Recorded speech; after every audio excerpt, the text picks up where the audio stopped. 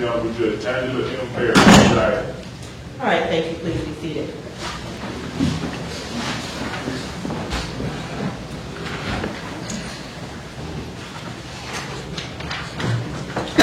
All right, well, good morning. I understand from, I believe, the deputy that there was an issue with regard to a court reporter or the fact that you all wanted a court reporter. Is that correct? Because if you do, you have to bring your own court reporter. And to the extent that you want the court to hold off for a moment, I don't mind doing that, but the court just cannot bring its own court reporter because we're up against a deadline for a criminal issue. So we can't do that because we have to get a transcript. We'll go forward. I'm willing to go forward. Okay. All right, so with that being said, we had our telephone conference just recently regarding how the court was going to proceed with regard to the case. And I did receive, I guess, the pretrial, proposed pretrial papers basically indicating that there are no factual issues and that this is one of legal interpretation. And I believe I know I received it from plaintiffs and I know I received it from one of the defendants. I don't know if I received anything from Bruce. Was it joint? Was it joint? Okay, so I think we're certainly all on the same page with regard to that. And then next, the court has taken a look at the motions, briefs, and responses to the briefs that were presented. I have those organized and ready so that when you are presenting, the court can follow. So feel free to let me know where you are if you argue in that manner because I have everything ready. So what we'll do, since we have three parties in this case, I am going to, well, let me ask first of all, with regard to the city of Chamblee, who will be presenting? And how much time do you think it's going to take you? That way I'll get an idea of time. 25 to 30 minutes. Okay. Sure. And then hopefully shorter, but I've been around long enough to know myself. It's your day, whatever you want the court to do. But I would like some time for rebuttal as well, since I will obviously have to go first. All right, yeah. And for the city of Brookhaven? We got Roy Barnes for Brookhaven. We think about 30 minutes. Now, we do have a preliminary motion we'd like to. And you have a preliminary motion this morning? Yes, ma'am. All right.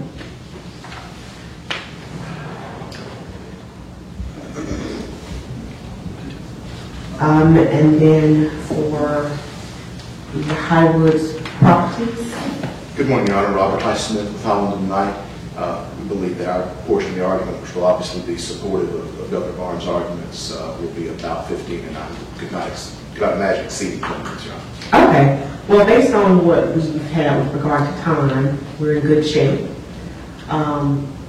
So we'll go ahead and get started with the preliminary motion. Mr. Barnes. Yes, Your Honor. Your Honor, we Sorry, think... and also, are you referred to as Governor Barnes or Mr. Barnes?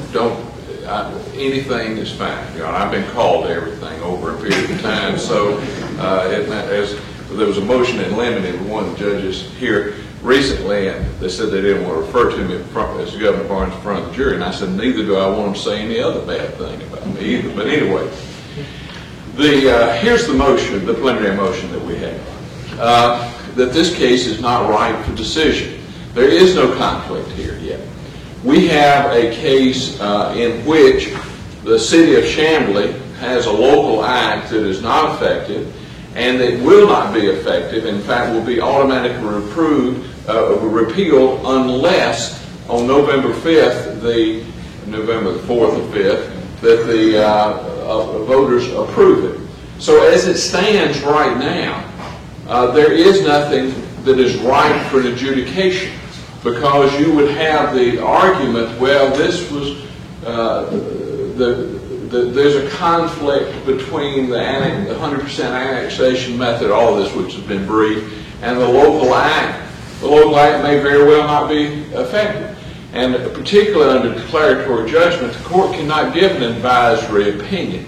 So there is no conflict that can be decided at this time, we respectfully say. And we move to either dismiss or to stay the case pending the election. For example, if the referendum fails, there's nothing to decide.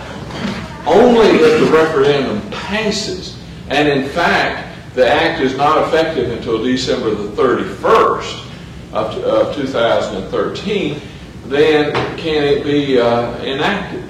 Can there be any conflict? Otherwise, it's asking for a purely advisory opinion that is not allowed under the Declaratory Judgment Act. So we either move to dismiss, or more likely to stay the action to see if at the November general election, where this is approved. Okay. We'll let Mr. Quinn on. Good morning, Your Honor. Well, frankly, I'm a little surprised to hear Governor Barnes' argument for a few reasons. First of all, if you'll recall, the last time we were here, the defendants were eager to have this matter resolved prior to the referendum. I take it that now that they've cast the vote to annex, they've changed their position, but we didn't hear any argument that it wasn't right the last time that we were in court, or in fact, throughout all the briefing that's happened. And, more specifically, if you look at the brief that the defendants filed, their supplemental brief on page 5, footnote 4, they've provided a relevant citation, Bruck versus City of Temple, 240 Georgia 411. And according to the defendants, the case stands for the proposition that even though House Bill 619 is not yet effective, it's ripe for adjudication. I'm sorry, where are you looking on? I'm looking at defendant's supplemental brief. Supplemental. Filed on October 14th. Now, and the reason for that is that this referendum has been scheduled. And according to the General Assembly, it's going to go forward on November 5th. The Declaratory Judgment Act is all about relieving parties from uncertainty. It's quite plain to me that there's a significant amount of uncertainty surrounding the competing annexations of Century Center. And according to the defendants, there's uncertainty as to whether any aspect of the General Assembly's annexation can go forward. If you'll recall, their latest argument is that they have in fact destroyed the entire annexation referendum by annexing Century Center out of the area. And to say that a declaratory judgment isn't ripe for adjudication until the event that a party is afraid of occurring has already occurred, it just seems counterintuitive to me. It would be like if this were a case where we were asking Your Honor to declare, for example, that the Corps of Engineers can't release water from the dam and flood my property. Would defendants come in and argue that, well, we have to wait until the flooding has occurred and then we can decide who was right and wrong? The whole purpose of the Declaratory Judgment Act is to give the parties relief from uncertainty, and many times it needs to occur in anticipation of the event that the parties want to have direction on. It's a different thing to say that it's intangible or an advisory opinion, because there is an actual case in controversy here. There is a conflict between the parties where we're asking for Your Honor to direct us. And if you look back throughout their briefs and their pleadings, the defendants have pled that there is a justiciable controversy here. So this is a new and surprising argument. The other thing I would add, Your Honor, is that the City of Chamblee, in following the General Assembly's instruction about this annexation, needs to make preparations if it is going to significantly expand the size of its city. And I refer specifically to law enforcement, police protection for over 12,000 people, in addition to Century Center. The City of Chamblee according to the police department request that has been approved by the city council, means to hire 23 sworn police officers, lease real property, purchase vehicles and equipment, all of that at a total expense of $1.15 million in order to provide security for this area that may, contingently upon the referendum, become a part of the city. And that's not something that you can just flip a switch and do. Go out and hire 23 sworn officers from other departments in the state that are post-certified and ready to work on January 1st. We can't hire them on January 1st. We need to know when this referendum passes that it's going to be effective so that we can put into place the things that need to be done according to how the General Assembly has set up the annexation. Thank you. All right, thank you. I'm sorry, could I reply? Yes, and I want to. Your Honor, I don't understand the argument of my brother. I'll be quite frank with you. There is no act until a referendum is passed. As far as hiring police officers and all that, they can do that at their peril.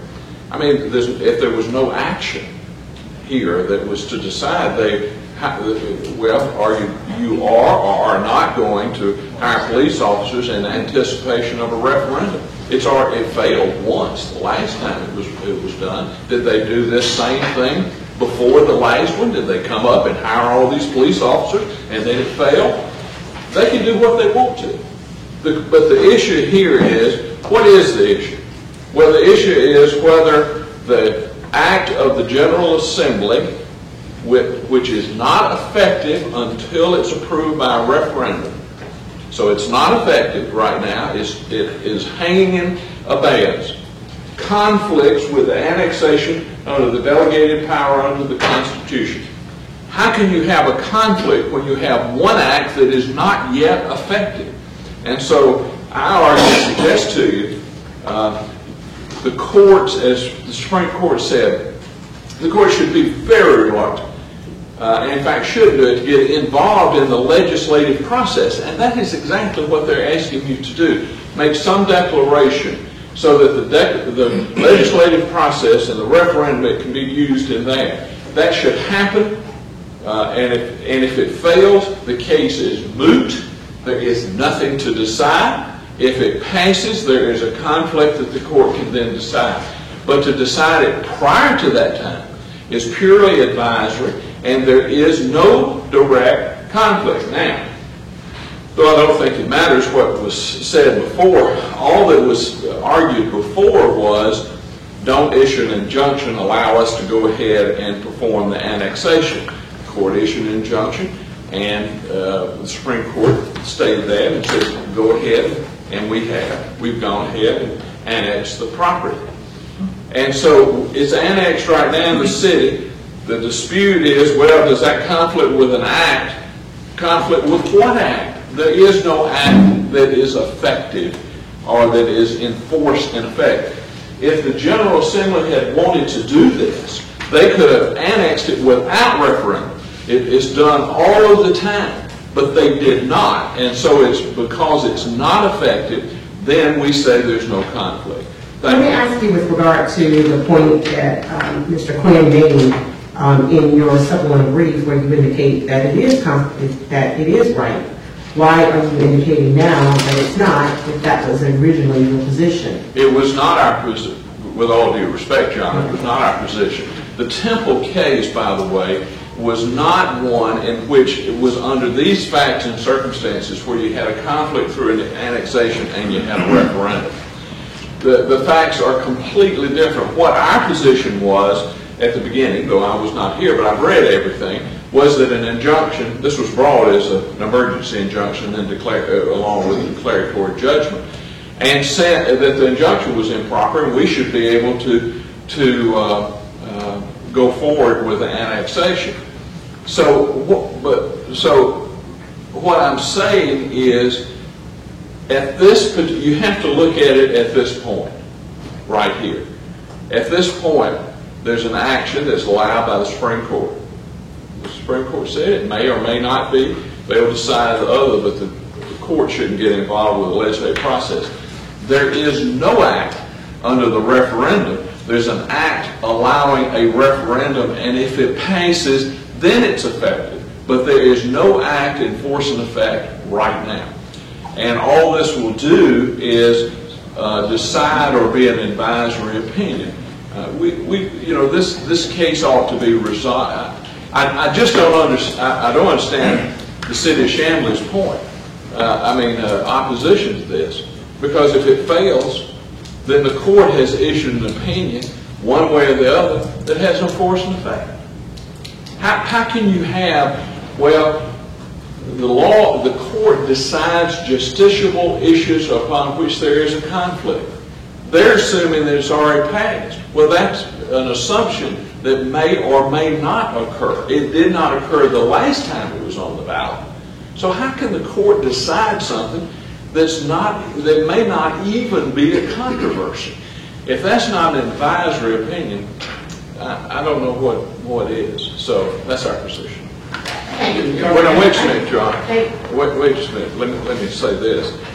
I believe that of course, I'm just an old country lawyer, but I believe since it's my motion, he argues and then I reply. This is not a debate. This is a legal proceeding. So I object to my brother here having another argument, given the fact there has been a motion, a reply, and a rebuttal. All right. Your Honor, with all due respect, Governor Barnes did raise some new points there, and I would like just one moment to respond. I appreciate where you're going. I do have another question with regard to Governor Barnes. With regard to page 5, though, of your brief, I don't know if you necessarily answered my question.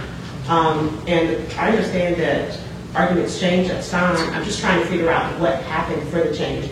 Because the motion, the brief, specifically indicates, even though House Bill 619 is not yet effective, its constitutionality is right for adjudication. So that was a position that you at least made. If you're going to move from the position, that's fine. I just want to understand why. That's not my position, Your Honor. That's Mr. Highsmith's position. May I be, no, I'm sorry, I keep bouncing. May I have an answer to the first question? Okay. May I present? Yes. Thank you, Your Honor. It was a joint brief in support of both parties' motions for summary judgment. That's true. The City of Temple case stands for the proposition that the constitutionality of a referendum annexation act is ripe for adjudication under the constitutional justiciability doctrines of ripeness. Mm-hmm. Once the call for election has been made, the constitutionality is ripe for adjudication. We raise in that brief a constitutional challenge that when I argue, Your Honor, we'll walk through in our argument. That issue, and this is what I began to speak of briefly in our conference call on Monday.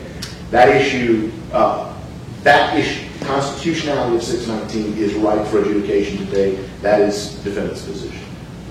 Governor Barnes' motion, however, is raising a different issue. It's not the constitutional ripeness to decide whether House Bill 619 does or does not violate the Georgia Constitution today. Governor Barnes' point is that right now we don't have an effective act, and is it the courts? Should the court expend judicial resources today to perhaps issue a ruling that might well be advisory under the Declaratory Judgment Act if the referendum does in fact fail? So the position has not changed. We are prepared to go forward on the constitutionality of 619, but with it not having passed, it is not. I'm drawing a distinction between ripeness as a constitutional bar to this court jurisdiction and ripeness, lowercase r, if you will, that because the act hasn't passed, the court may well find its opinion to be advisory if the referendum fails. I hope that's up to the court. Yeah, but isn't the reality is the same? I still have to make the same decision. I mean, will the court not touch on? For example, if your position is that the court has to decide whether 619 is constitutional to the extent that when they take their vote, it be legal, right? That's basically what you're going to argue. Yes, Your Honor. Then why is it not right? Because why would I not decide whether or not that is illegal to the extent it's going to affect you, right? The effective date of House Bill 619, Your Honor, if it does pass, is December 30th. So the court would have 2 months in between the referendum on November the 5th and the stated effective date of House Bill 619 to render that declaratory judgment. during that declaratory judgment. So it's really more an argument about judicial economy. Your Set out Honor. time, Yes, sir. and I've already gotten the time, so I'm ready. All right, the motion fails. Let's go.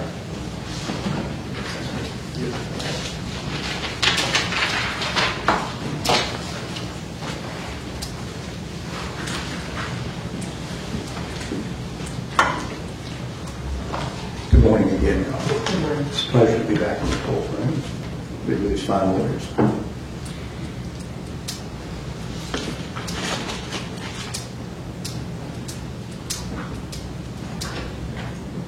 The parties on the other side of this case are dead ring wrong.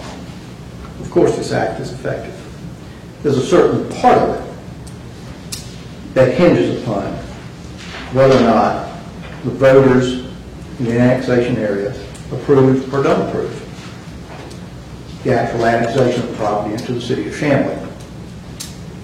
If they don't, then the act itself ends up being repealed by the language in it. Now, if the act wasn't effective, what would there be to repeal? Nothing. And if the act is not effective, why don't we go out to Memorial Drive, to where the election superintendent is, and ask that office why they're preparing for an election? Why are they preparing ballots? Why are they setting up ballot stations? They're doing it because the law is effective.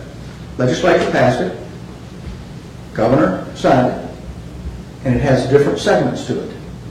And one segment, the effectiveness of it, is to have the election. The second part is to see what the people decide. Now, this act was passed and signed by the governor in May.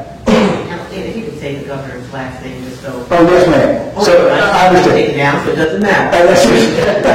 No one's going to be confused. I understand. All right. Like Governor Dewey. And I think Governor Barnes knows he didn't sign it. And he's got enough ethics that he wouldn't be here if he had. So,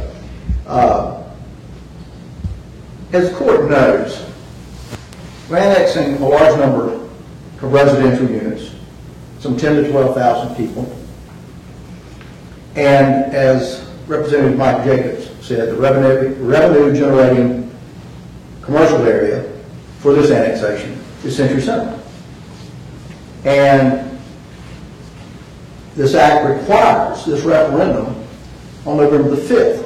I mean, again, if it wasn't effective, why wouldn't our election superintendent say, I just don't feel like it. I don't want to expend this county's funds and that city's funds to have a referendum that I don't have to have. Of course they have to have it because the law is effective. She would be in contempt of the law if she did not do it.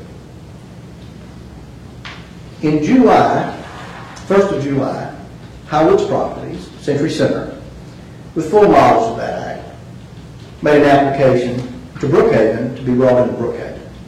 But they are clearly in the defined boundaries of the area where the annexation has been set aside for Chamblee by the General Assembly. Chamblee immediately expedited the process and was prepared to vote on annexation by July the 18th. Chamblee was then forced to file this lawsuit that brought us into court on July the 22nd. Judge Johnston issued a TRO. You set it down because it was signed to you for a hearing for an interlocutory injunction. And 2 days later, you issued your order. We know that a notice of appeal was filed at the Supreme Court and then an emergency motion was filed. And that order from the Supreme Court is very interesting. And I'm certainly not going to argue with the Supreme Court. But I think there is a difference when even a legislative body is seeking to do a clearly ultra-virus act versus a legally authorized legislative session. But they issued their opinion, but they did not reverse the court except as to allowing the city of Brookhaven to vote.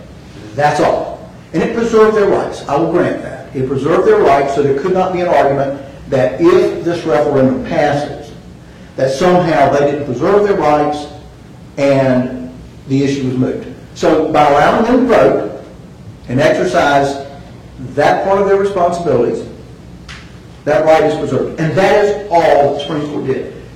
Except the Supreme Court made it clear, crystal clear, that otherwise your order is in full force and effect. With all due respect to my learned colleagues, I believe that the city of Brookhaven has been contemptuous of that court's order. And I think they have violated it. Now, traditionally, in the history of the state, and I'll quickly go through this, and Mr. Hightower asked me to do this because he said he wanted another history lesson like he got last time. So I want to quickly go through this. Until 1954, there was absolutely, positively no way any act. Does the court need to break something? No. Oh, I'm sorry. Excuse me. There was absolutely no way that anyone, any entity in this state other than General Assembly could do an annexation. The absolute authority for annexations rested exclusively and entirely with the General Assembly. It was totally in their province. The 1954 amendment to the Constitution of Georgia for the first time put some home rule, municipal home rule powers in the Constitution. But that power didn't automatically transcend anything to the cities. It was up to the General Assembly to exercise their authority under that constitutional provision to delegate, if they chose to, certain authorities to the cities. In 1962, 8 years later, the General Assembly created some home rule authority for the cities, and for the first time on annexation, they created what is the first of 3 delegated authorities on annexation, and it was 100% rule. The very rule is in play here. Since then, they've done 2 more, what's called the 60-60 rule and a referendum rule. But they are commonly referred to by the courts and by the legislature as alternative methods. Alternative to what?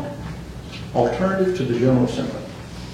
Now, in their brief, I think they mistake when they say that an annexation by Chambly, the way they describe it, you'd have to read the way they wrote it, is of equal dignity as that of the General Assembly. It is, once the annexation is done, that property, that area comes into the city with the same dignity it would have had if it had been done through a process of the General Assembly.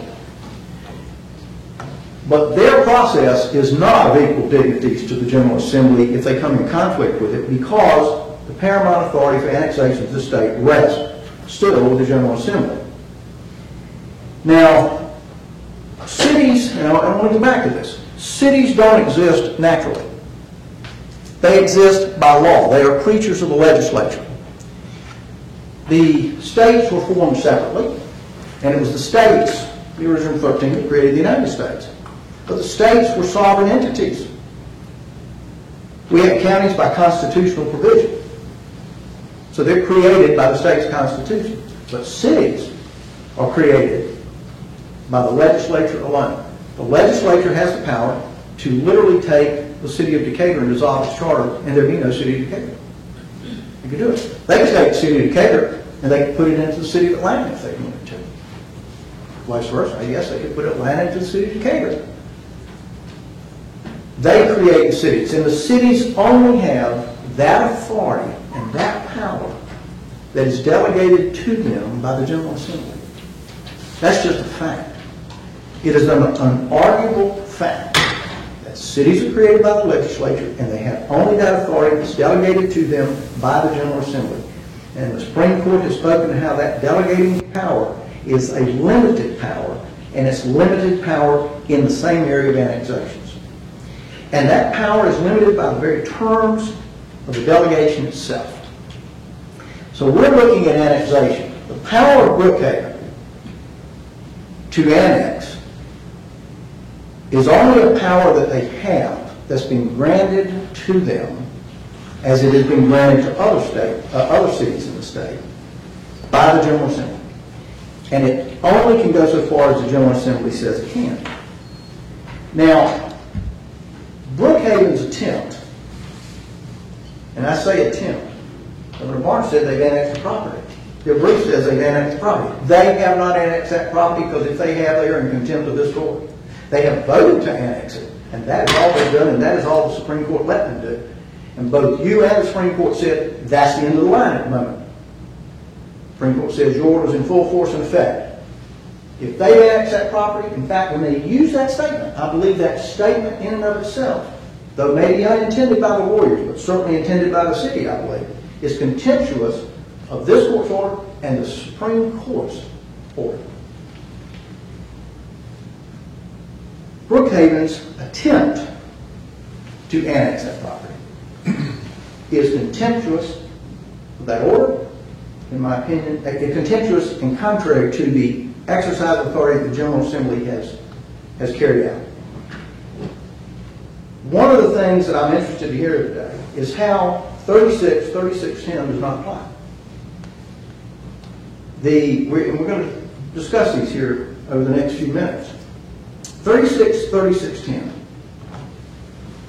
is the General Assembly, after it created alternative methods of annexation for cities, putting their intent into the law.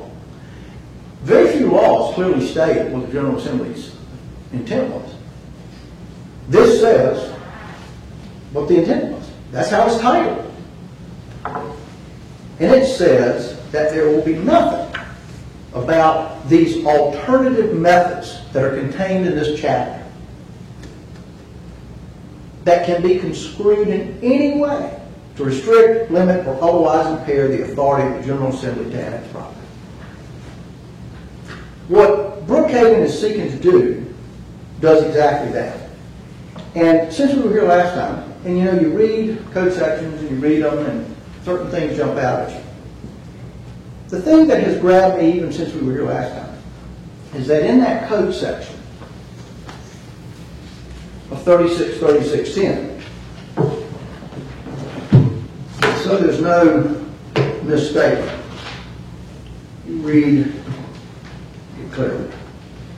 3610 is titled Legislative Intent. So the legislature chose to pass a general law that's applicable to all corners of this state, saying, here's our intent. It is the express intent, not just our intent, it is the express intent of the General Assembly in enacting the provisions of this chapter. This is the alternative methods of annexation and annexation in general. To provide for alternative methods for annexing and de-annexing an area or areas into to and from the corporate limits of a municipality, except as otherwise expressly provided in this chapter. No provision, and they are going under 3621, which is a provision of this chapter. No provision of this chapter relating to annexation or de-annexation by any such alternative or alternate method is intended to, or shall be construed to, in any way restrict, limit, or otherwise impair the authority of the General Assembly to annex or de-annex by local act. That's a general law.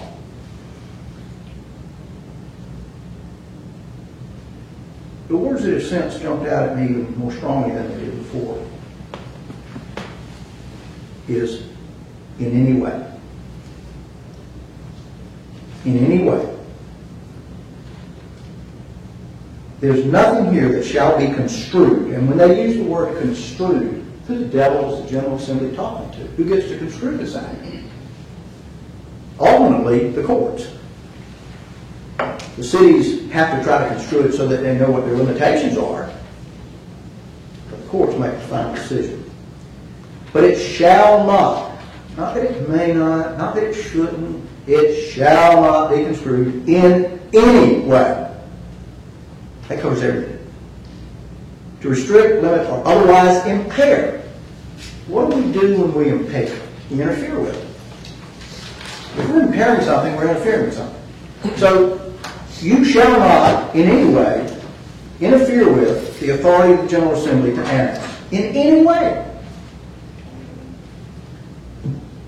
I would like to hear how they get around that statute. As a statute or general application in the state, a clear statement by the General Assembly of its legislative intent, and a clear directive to all below that. These alternative methods cannot be used to interfere in any way. Well, the very reason we are here is Brookhaven is interfering. Indisputably, Brookhaven's plan is in conflict with Local Act 204, the act which authorizes this referendum on November 5th.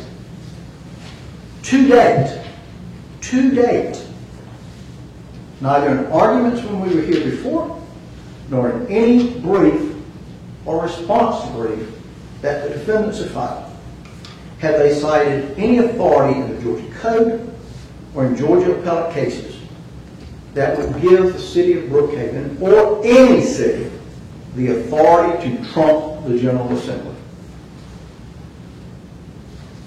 Because it doesn't exist. Now, let's take a look at some of the arguments. Because we're here moving for declaratory judgment to make it crystal clear that all they could do was vote. They've done it, but they have no authority to annex this property until and unless the referendum fails on November 5th. And if it does not fail, they can do nothing. It goes to the city of Chamblee, just like the General Assembly said. Today, there have been 5 primary arguments presented. When we were here in court before, there really were 2. So the number of arguments have grown. Now, one of the other 3, I think they mentioned orally, but it was not in the briefs. We've got 3 more arguments that have come up over time that were not even here when we were here before. The first one you heard in the motion for continuance, that the law is not effective. They will have no force and effect prior to December 30th, 2013. And I ask again the simple question, how do we have a referendum on November the 5th if the law has no force and effect? Of course it has force and effect. It's what's driving the engine. This is the process. That date is merely the date of annexation and when it will be effective so that there is a lead time for the community that is annexing, i.e. Chamblee. And that's all that does.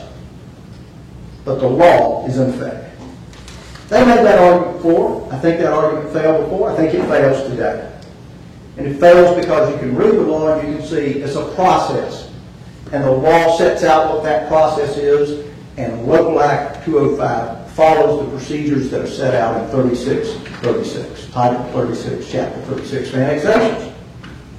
Number 2, they argue that the Local Act cannot preempt the general law. And that's true. Local Acts can't preempt general law. But the problem they've got is this Local Act, number 1, is surrounded by 363610. And if you go to 363616, Governor Barnes is right. The General Assembly can annex things all the time. However, the General Assembly has chosen to do something with wisdom, I think, in 363616. By definition, annexations of local acts. All of them. But the General Assembly set out in 363616 that local acts of the General Assembly proposing annexation of any area comprised of more than 50% by acreage of property used for residential purposes shall be adopted pursuant to the procedures of this article. Let's take a look at that for a second.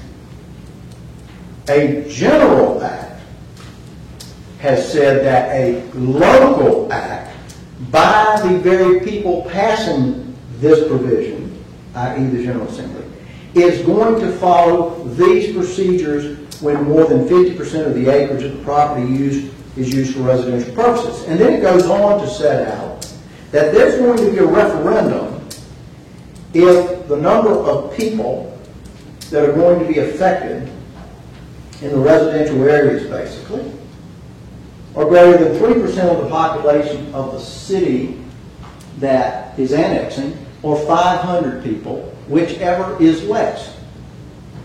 So, if you've got a city of 10,000 people, then 300 is your threshold. And if you've got a city larger than about upper 17,000, close to 18,000, then 500 is your threshold. You're going to have a referendum. Now, in looking at this act, let's talk about the importance of this act and how that plays into this. This is the General Assembly placing a rule on itself. They can repeal that law anytime they want. It's their law that applies to them. That when we annex by local act, if these things are true, we're going to let people be heard. We're going to let them be heard. That's what that act does. That's what it says. It is, from their standpoint, democracy. We're not going to railroad or roughshod an annexation over people who don't want it. We're going to let the people be heard. And in order to do that, we are, with certain numbers, going to have a referendum. That's a restriction they placed on themselves. But in doing so, they set up a process for how that referendum would be done, and Local Act 205 follows that process. Now, if you listen to the arguments of the defendants, the General Assembly is a bunch of fools. Because what they did was create an alternative method that any city can backdoor and void that act. Any local act, every single time. All there's got to be is another city nearby that touches that same property, and they can end up doing what Brookhaven's doing and void the legislative intent. Well, that's not possible. Legislature has been very careful in this. And they've made it clear that they want a process where the people can be heard. And we are going to say this property is going to be annexed if the majority of the people vote for it, and we're going to set up a process so that vote can take place. But it is very clear, now that we look at it, the Local Act, 205 being one of them, for annexation, is clothed within the General Act of 3616. So it's not like a local act that we're going to pass something that just pertains to Decatur or Hayhire or Hiawassee. There's not annexation, and it's just a local act that's been put out there for some specific purpose that's perfectly valid. But no, they made a special provision in 3616 to clothe the local act for annexation within a general law. The local acts of the General Assembly proposing annexation shall be adopted pursuant to procedures of this article. And then the article, the General Act, tells you about the referendum. So the referendum is in effect not just provided for by Local Act 205, it's provided for by title and chapter 3636.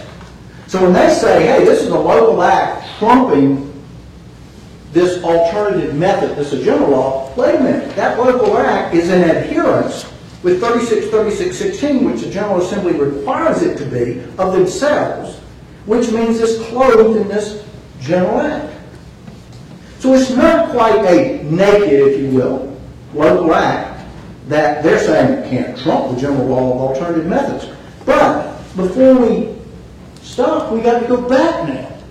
And we got to go back to 3610 and say, wait a minute, that local act has a moat, a fence, a barrier around it entirely. Local Act 205 is protected by 3610. It is the express intent of the General Assembly in enacting the provisions of this chapter. And it's intended that it shall not be construed in any way. None of these provisions of the alternative method, and they flat say it, by any such annexation, by any such alternative method is intended to or shall be construed in any way, restrict, limit, or otherwise impair the authority of the General Assembly.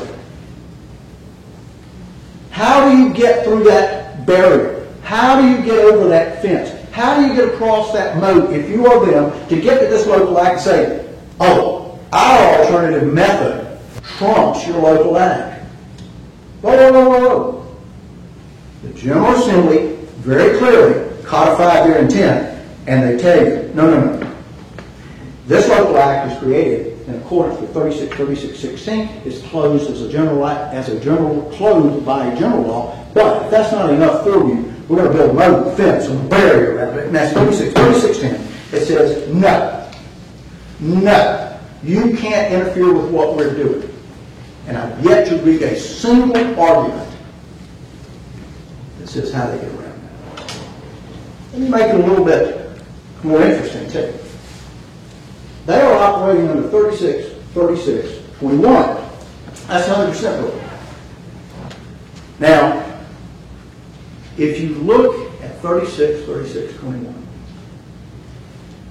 It tells you authority is granted to the governing bodies of the several municipal corporations of this state to annex to the existing corporate limits thereof unincorporated areas contiguous to the existing corporate limits at the time of such annexation.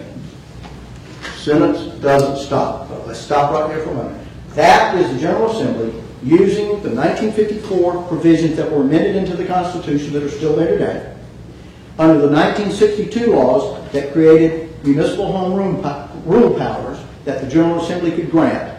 And this is one of the ones they granted, the 100% rule. And when they granted the 100% rule, they tell you, okay, you are granted the authority to annex contiguous property by this 100% method. But as I said, the sentence didn't stop. It says, in accordance with the procedures provided in this article, and this is Article 2 of 36, and in Article 1 of this chapter. Wait a minute. They're going to do this, and if you use this 100% rule, this alternative method, the law is clear. The general law is clear. They must, absolutely, without deviation, do it in accordance with the procedures provided for in this article and in Article 1 of this chapter. 3610 is in Article 1. In using the 100% method, they are duty bound. They are compelled by law to adhere to Article 1. Are they adhering to it? Absolutely not. Because Article 1 tells you what its provisions are, and one of them is 10. And you can't do anything in any way to restrict, to limit, or otherwise impair, i.e. interfere with the General Assembly's authority. So, their argument that this local act is overcome because they are operating under a general law fails to properly assess three things. One, that under 3616, that local act is clothed and arises from a general law. Two, that 3621, the very provision that they are operating on, compels them to do it in compliance with Article 1 of this chapter, and that 3610 is one of those things they must adhere to, and it says you can't do it. You can't interfere with what we're doing. You can't use the tool we just gave you to come back and interfere with what we do. And that is exactly what they're doing, and why that argument on their part failed. Notice the way they came up with a new argument. And I think this tells you the desperateness of their situation. I will describe this, and I give the lawyers credit for ingenuity and creativity. But I would describe it as not only throwing the kitchen sink at this, they ripped down the wall and pulled out more plumbing to throw at us too. They flat argued that the procedure that the legislature used in adopting Local Act 205 was flawed because of the failure to advertise. We were asked in discovery for proof of the advertising. We don't have proof of the advertising. We're not keeper of records. And we said you can get those from the House. They didn't write somewhere in the briefs that we don't have it and we wouldn't give it to them. Hold on. You now have it. It's in our brief. Because we did what you're supposed to do. If I need a record from this court, I don't come to you, Your Honor, and say, can you give me the record? It happened in your court. I go to the clerk. I don't expect to call your home and say, gee, Your Honor, you had it at your house. No, it's with the clerk. You have the affidavit of Representative Mary Margaret Oliver, who was actually here last time we argued this case, but had a conflict today, or would have been here, where the advertising was sworn to and verified so that the legislation could properly move forward. made an argument and didn't even go to the clerk of the House to pull the document themselves. They came in and told you, and they told you in their brief, that the legislation fails because it failed to follow procedures in adopting 205 by failing to advertise it properly. That should tell the court something about all their arguments. That was factually false and in error, and we provided that affidavit. Fourth, they said that the General Assembly could have done the Chamblee annexation without referendum. With all due respect, I heard Governor Barnes say it. That's not exactly correct. They could if they want to repeal 36-16. But given that we've got a residential area that's greater than 3% and more than 500,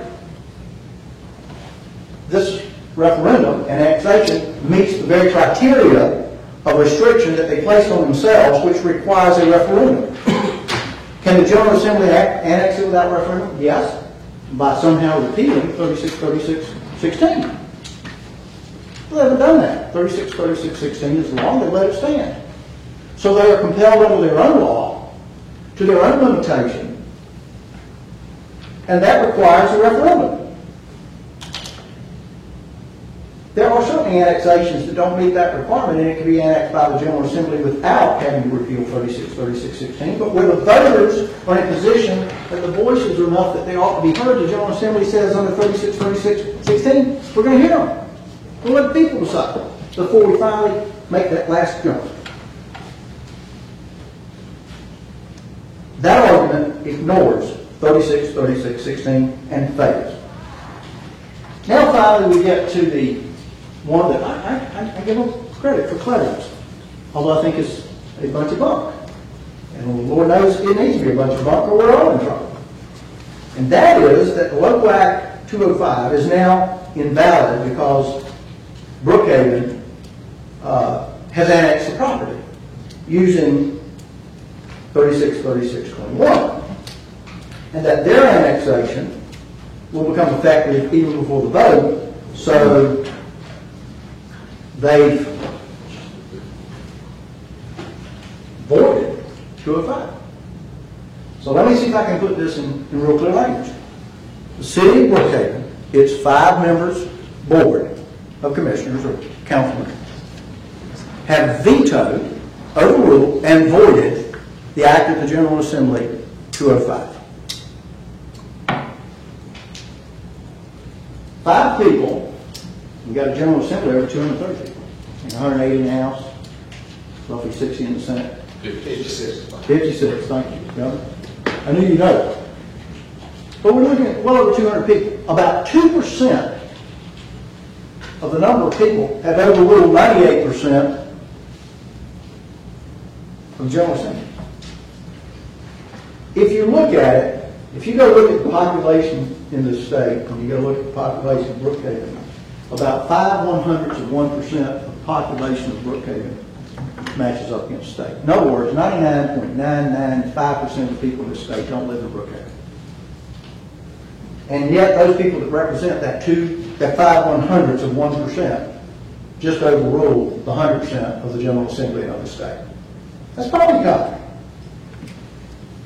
If you take this to the absurd, which I think they have, they're trying to argue that constitutionally, and I heard Mr. Highsmith, that they're here to argue the constitutionality of 205 because it violates the Constitution because of the Folkestone case and the village of North Atlanta case.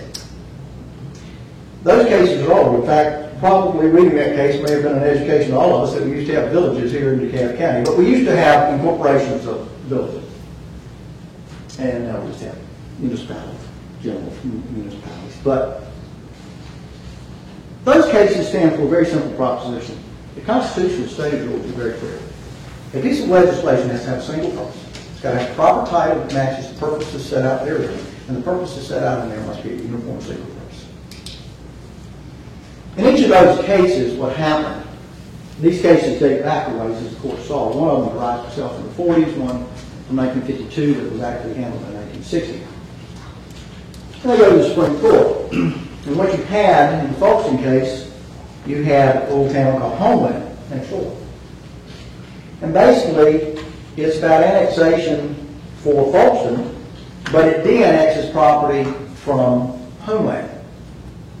But yet, that's not what's set forth in the title, and it's a two-pronged purpose. They're doing two things at the same time. You're annexing land for Folkston, but you're de-annexing land from Homeland, and you can't put them in the same piece of legislation. You're doing two things in one piece of legislation. Same thing happened in North Fulton. It's a little bit different. North Atlanta, the village of North Atlanta. They actually named it there, but it didn't matter. You're still doing two functions, the same thing, and it's very clear that you can't do that. That's a violation of the Georgia Constitution. Now they want to argue that since they voted to annex this property, that now this act is going to do two things, because you have to extrapolate here. First, you have to believe that they've annexed the property. Well, if they've annexed the property, they're in contempt of your order and the Supreme Court's order. So, I don't think that can be true. Number two, if you believe they've annexed it, they are saying that now puts that law in a position that it's doing two things. It's de-annexing property from Brookhaven come December 30th and annexing it into Chamblee, which means it's doing two things. Wait a minute. We've got a city, after the fact, trying to change the meaning of a piece of legislation. If you read 205 doesn't say anything about de-annexing anything because there's nothing to de-annex, and it does one thing only. It sets up a referendum as provided for by law so that the people in that district, consistent with 36-36-16, have a voice, and if they vote in favor, then it goes to be in the city of Chamblee. That law is constitutional. Under their theory, they can come in after the fact, utilize, and keep in mind, that process is set up by general law. And that's the General Assembly's limitation itself under 36-36-16. But they say, well, wait a minute, we can come in and we can use 36-36-21, and we can go ahead and annex it, disregarding the fact that the court gave them an order that they can't. They can only vote on it. But we're going to annex it, and we're going to annex it as of November the 1st, which means when all this stuff happens, it's unconstitutional because now the act's got to do two things. They've got to de-annex it from us and then annex it into Chamblee. And the law, the Folkston and North Atlanta, Village of North Atlanta cases from the Supreme Court say you can't do that. The Act didn't do that. The General Assembly didn't do that. The Act doesn't say that. They are creating, conjuring a argument by using their vote. Let's take this to the absurd. We've got a large tract of commercial property at Century Center. But let's not let it be that large tract. Let's just say sitting on the opposite side of Claremont Road, on the Chamblee annexation side, is a little postage stamp of a piece of property. And the way the roads have been cut and widened over the years, this thing is only a few feet wide. And I mean, it's really, it's about 100 square feet. The guy who owns it doesn't know what to do with it. Somehow, when they widened the road, he didn't get them to buy it from him, and he still got it. City of Chamblee goes to him and says, tell you what we'll do. Brookhaven goes to him and says, tell you what we'll do. If you will make a petition for annexation into the city of Brookhaven, we'll annex you, and then after all the dust settles, we'll buy it from you for a plot. It's a small amount of piece, we'll put a little statue or something. So this one guy who doesn't live on the property makes his application. Brookhaven does exactly what they did here, and over that little postage stamp piece of property, they just voided the General Assembly's actions. That's the absurd of it. That's what it comes to. That if you can find any piece of contiguous property, all you got to do is get one property owner to make an application. It doesn't have to be Century Center. We're thinking in terms of big. Let's take it to where it really goes. Take their argument to its logical conclusion. Any property owner, no matter how small, who is contiguous can make an application, and thereby the city next door can void the General Assembly. Right now, we're going through a battle here in DeKalb County. And we mentioned this last time. Atlanta is doing this all over the place. We're catching up with a lot of our urban cities where we are incorporating a great deal of our land mass to bring government to a smaller, closer knit group. We heard about Druid Hills, but Druid Hills now is talking about being part of Briarcliff or part of Atlanta. We've heard about Tucker. We've heard about Lakeside. We've got all these cities that might be created. Well, let's take this theory just on creating a city. What is Decatur? Avondale, they have adjoining city limits. But they get butt up against by all of these towns. Tucker. So General Assembly passes law, we're going to create a city of Tucker, we're going to have a referendum. General Assembly passes law, we're going to have a city of Lakeside, and have a referendum. And we're going to have a city of Briarcliff, we're going to have a referendum. And they divide the land up. But all of them touch up against, say, Avondale or Decatur, just the way they draw it. So Decatur and Avondale just find one little property owner at the edge on each of those annexation areas, gets them to petition to come into the city, votes to take them in the city, and voids all 3 acts done by the General Assembly. That's the logic. That's what they're telling you. That's horse pucky. That really is ingenious but wrong. You are letting the cities create a scenario that overturns a law of the General Assembly. Can't be done, isn't provided for, and is absolutely in direct contravention of 363610. When Brookhaven sought to go down this road, they violated that statute. And the General Assembly told everybody, don't do anything in any way to limit us, restrict us, or otherwise impair our authority to annex. I mean, they could have been clearer. That's one of the best written statutes I've ever seen. There's nothing in there that's ambiguous. Their argument fails. It's ingenious. I give them credit for it. But cities cannot, after the fact, turn around and create a fact scenario that, after the horse is out of the barn, changes the rules of the game. The General Assembly acted on this in May, and the governor in doing that session, and the governor signed it in May. Governor Dean. It's a law. And when he signed it, 3610 came right into play. And it's been ignored by Brookhaven, and it's been ignored right up to this point. Now, I'm going to go back. When I read their brief to you, and they say they've annexed this property and it will be effective on November the 1st, with all due respect to my learned colleagues, and these are gentlemen I've known a long time and have a lot of respect for, that's contemptuous of this court's order. They have voted, which the Supreme Court said they could, and that's it. They have not annexed this property. It cannot be effective unless you change your order on November the 1st. It cannot. But I'll tell you what can be effective on December the 30th, and that is if this referendum passes, then that will allow Chamblee to take control of that property, and on December the 1st, it's their responsibility. The General Assembly did this for a lot of reasons. One, just like when we create cities, we don't see the General Assembly create a city and say it'll start operation tomorrow. There's always a target date. Same thing on annexation.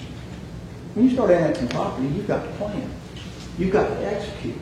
Because there's going to come a point in time when the transition happens and the phone rings, we've had a shooting. We've had a burglary. We've got a cat up a tree. Somebody has to respond. There has to be a preparation time. When it's a referendum, voters have the opportunity to discuss what it is they're going to vote on and to lobby their neighbors and to petition with one another to gain their support for or against something. Chamblee is sticking a stick in all of it. And they're doing it without any legal authorization to do it. And let me go back. Even if you did not even join it, and I do believe those arguments are contemptuous of this court's order. I honestly do. I don't see how Brookhaven can stand up and say we've annexed that property. They have not annexed that property. You told them they can't do anything to effectuate it. They can vote. That's all they can do. But even if there was no injunction, the vote's still ineffective.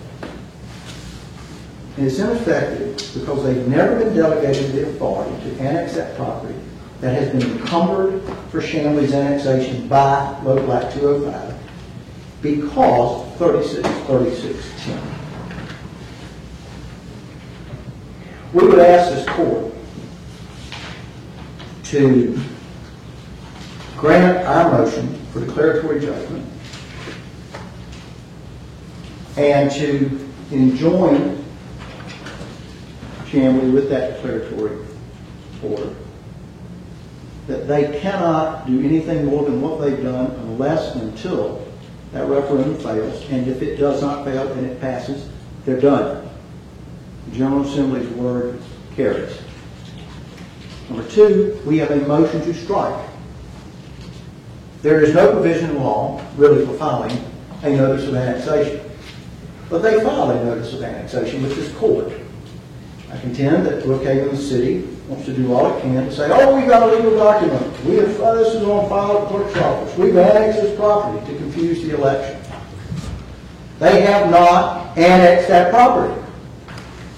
They can say it all day long, but I don't know how they do it around 3610, and more importantly, here today at the moment, how they say that around your order, which the Supreme Court has said is in full force and effect without being in contempt. And I believe that that notice of annexation filed with this clerk is nothing more than a political document designed to confuse, which is exactly what the court was trying to prevent. But I believe that our motion to strike is valid to say that's not a valid document. First of all, it's not true. That's not what's happening. And number two, there's no authority for filing something like that. And we ask that it be stricken from the record. And, Your Honor, I reserve any other time that I might have for rebuttal if it seems appropriate. Thank you very much. Before you begin, let me give you some notes.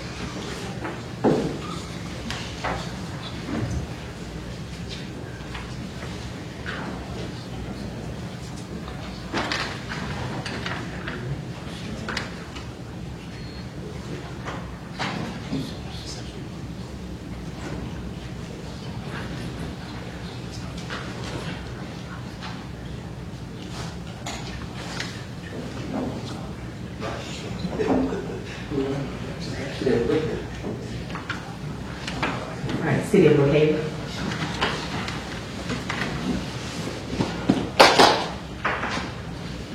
And please, the court, I've listened to Mr.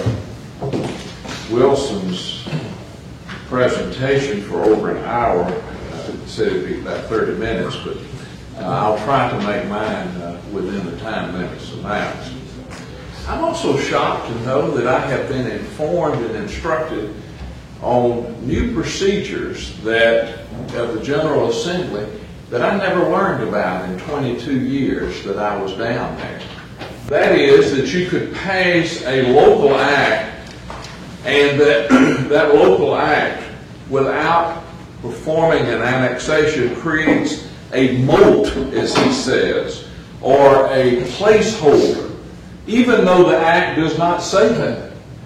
Now, this case comes down very simply to this issue.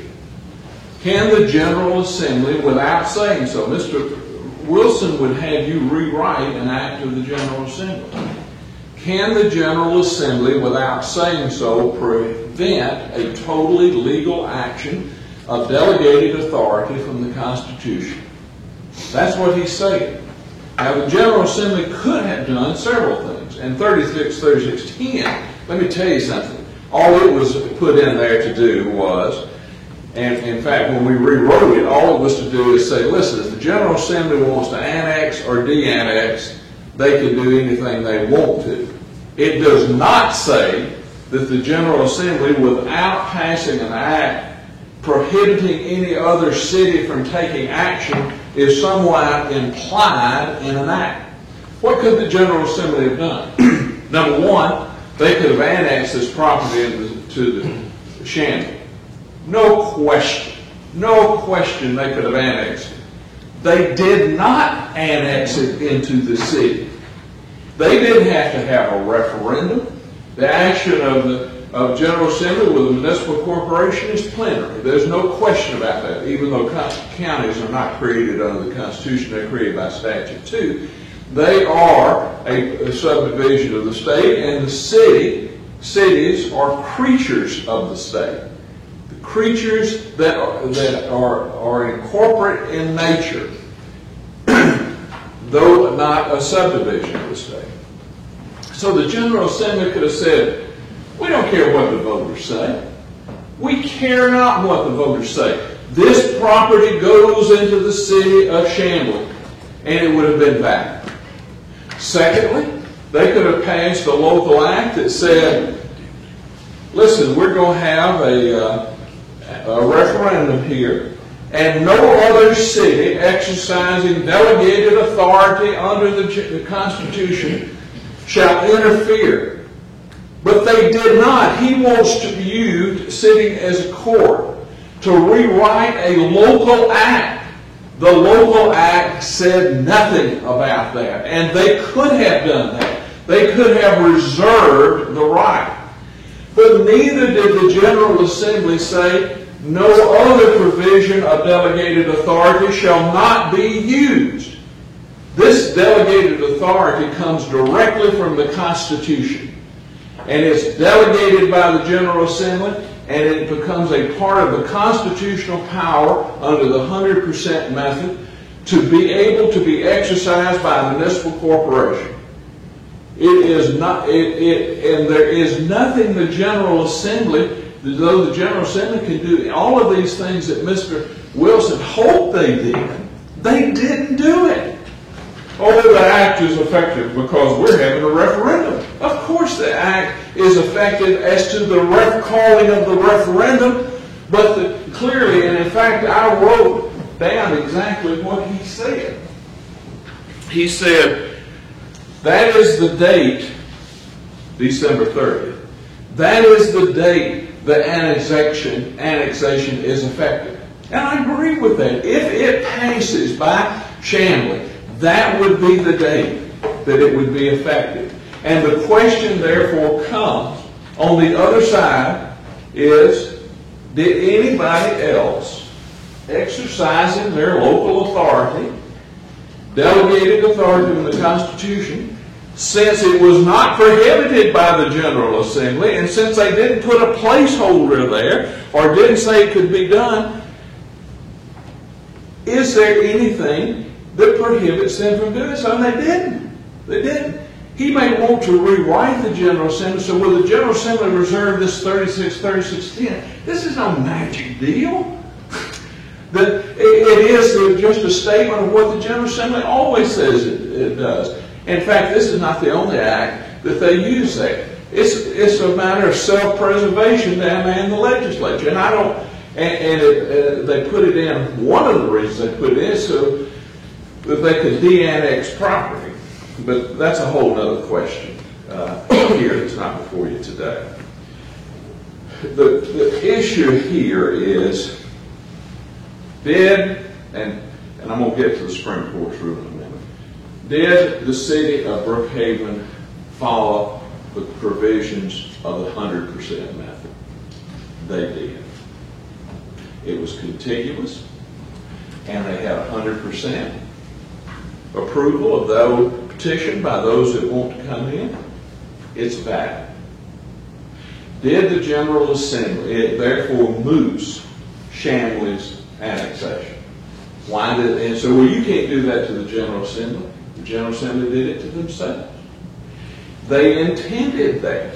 You have to assume, the law says that you assume the General Assembly knew what it was doing when it enacted a law, and that they knew and took into consideration all laws and provisions of the Constitution when they did it.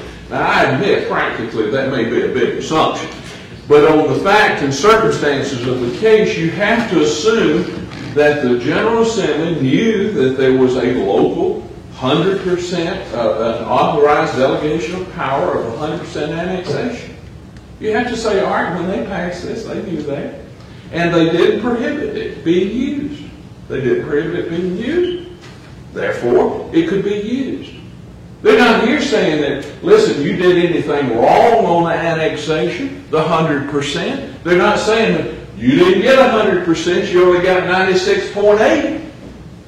They're not arguing that the annexation was wrong. What they're saying is, because the General Assembly allowed an act that may be effective, if you stand on one foot, rub your head one way and your stomach another, and enough voters approve it, that is some way a placeholder. It's simply not there. With all due respect, this case is pretty simple. I mean, it is very simple. The General Assembly says, all right, Shanley, we're going to give you a chance. We're going to give you a chance to annex this property. We're going to give you a referendum. But it didn't say, and we're going to make the world stand still and the sun not move in the sky until that happens. They could have done that. They did not. The General Assembly has to be presumed to act with intent. And their intent, if you read this Act, 205, all it says is, we call a referendum, see if they can annex this property. They did not say, this shall be the sole way this shall be determined. That's all they would have had to say. And they didn't do it. And with all due respect, Mr. Wilson can't write a new act. He has many powers of persuasion, but he does not have the right to write a new act. And so we say respectfully that this case is very simple. You can't annex the property because there was a legal delegated authority that has already been exercised to annex the property, and there was no provision in the General Assembly that prohibited that. Since there was no provision of the General Assembly that prohibited that, they could have put it in the local act, then it's annexed. Now, in this argument, I was trying to keep up with how many times Mr. Wilson said contempt, and I lost count. But the court's order is the Supreme Court's order is very clear. In fact, they talk about should the City Council of Brookhaven actually approve annexation. Well, if you approve an annexation, you have to file an affidavit with the clerk that required under the Home Rule Act. You have to file a notice with the clerk that you've annexed the property. That's what the Supreme Court said. Don't interfere with the legislative act. You can enjoin the executive from enforcing it, but don't interfere with the legislative act. So, with all due respect, Your Honor, and I'm going to let Mr. Highsmith talk about some of the two subject matters. But there's one other thing I want to reply to. My brother misunderstands the advertisement when he talked about it. It is this. The act requires not, the code requires not only that you advertise, but it requires equally that you have to send a notice of that advertisement to the city. We're not arguing it wasn't advertised. And when we asked for their notice from the city, they said they had none. So we say that's a procedural defect since there was not a notice sent to the city that prevents the act from being effective. Not that it wasn't advertised, not that we went to the wrong place, not that we didn't go to the clerk's office and all this other stuff. It is required under the statute that the city be notified, and we've set that out in the brief, Your Honor. I believe it's on page, just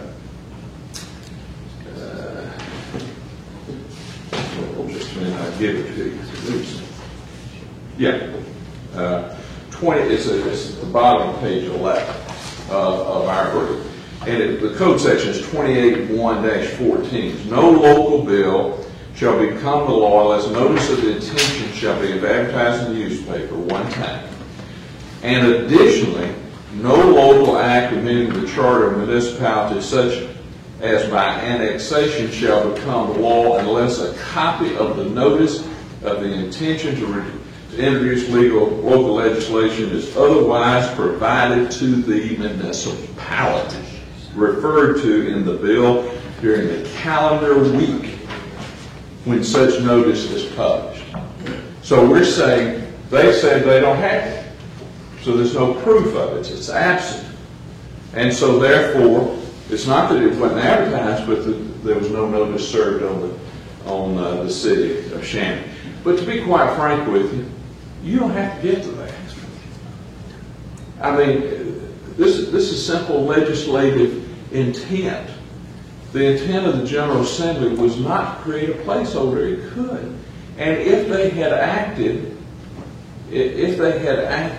to annex the property, that means that this code section 3610 would have had effect. It would have had effect if they had annexed, if the General Assembly had annexed. They would have been exercising authority. They didn't do that. They did not do that. And 3610 does not create some magic placeholder. The General Assembly would be shocked to know if they knew that was the way that it was being argued here and was to be the law. And for those reasons, we think the case is very clear. And in addition to the argument that I made earlier about it being not right for decision, we think it's very clear the General Assembly did not reserve an exclusive method. It says the city of Chamblee shall have the right to annex the property if they pass a referendum.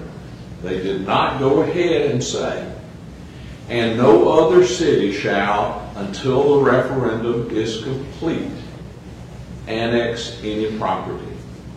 So they didn't say that. So we have to assume the General Assembly knew what it was doing, that there were these other methods of annexation, and we have to assume that the General Assembly knows what it does when it acts. Thank you.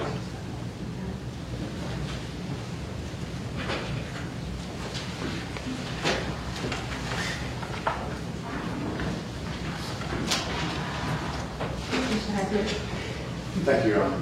I had a poster that I was going to put on the easel with the court's indulgence, and I wanted to ask the court, where in the room would it be most helpful to the court? Probably right there. Yes, sir. I'll just take a moment to grab the easel.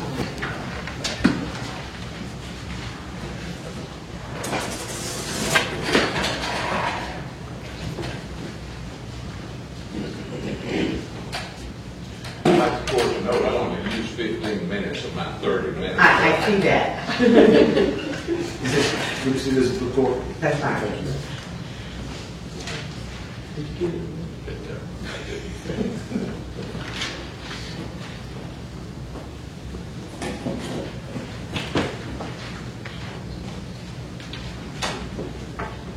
don't necessarily want to go all day, but I did cut out the time for you, so that's why I'm not as strict about the time. I understand. I was just kidding, Mr. Wilson. Your Honor, may I move as necessary to refer to the timeline Yes, and freedom of movement? I can see it, Yes, so ma'am. whatever you wish to do. Thank you, Your Honor. I'm Robert Highsmith. Your Honor, I'm with Holland and Knight, and along with Andrew Jones of the Galloway Law Firm, we represent Highwoods Properties, which is the owner of Century Center, which is the single parcel that is, the single tract that is at issue in this case. And I want to, in addition to supporting and endorsing the arguments of Governor Barnes, Your Honor, I want to make 3 points. One, I want to give just a brief overview of where we are with municipalization in this state and why this is coming to the court this way. Because court's in a tough spot with cities arguing this way, and the court may wonder why. Why is this like this when all these statutes have been on the book for decades? Why is this only just now coming up? Got an answer for that. The second thing I want to talk about is local bill, House Bill 619, and argue to the court as we've briefed and as Governor Barnes argued very eloquently that it's just not law yet. It's just not. And there's nothing that Mr. Wilson can say to change that result. And that's important. But secondly, I want to talk about the constitutional argument that we raised in our supplemental briefing and that Mr. Wilson responded to in his additional briefing shortly thereafter, to point out why the single subject matter rule renders House Bill 619 unenforceable today. First of all, Your Honor, on this idea of municipalization, Mr. Wilson's absolutely correct when he touches on this, and he says that in the Northeast, everything's a city. And you pass out of one city into the other city, whether it's townships, whatever, different kinds of names for them. As Mr. Wilson says, these kind of villages in DeKalb County now, there's only one form of municipal corporation under Georgia law. But it used to be cities in Georgia didn't bump up on each other very often.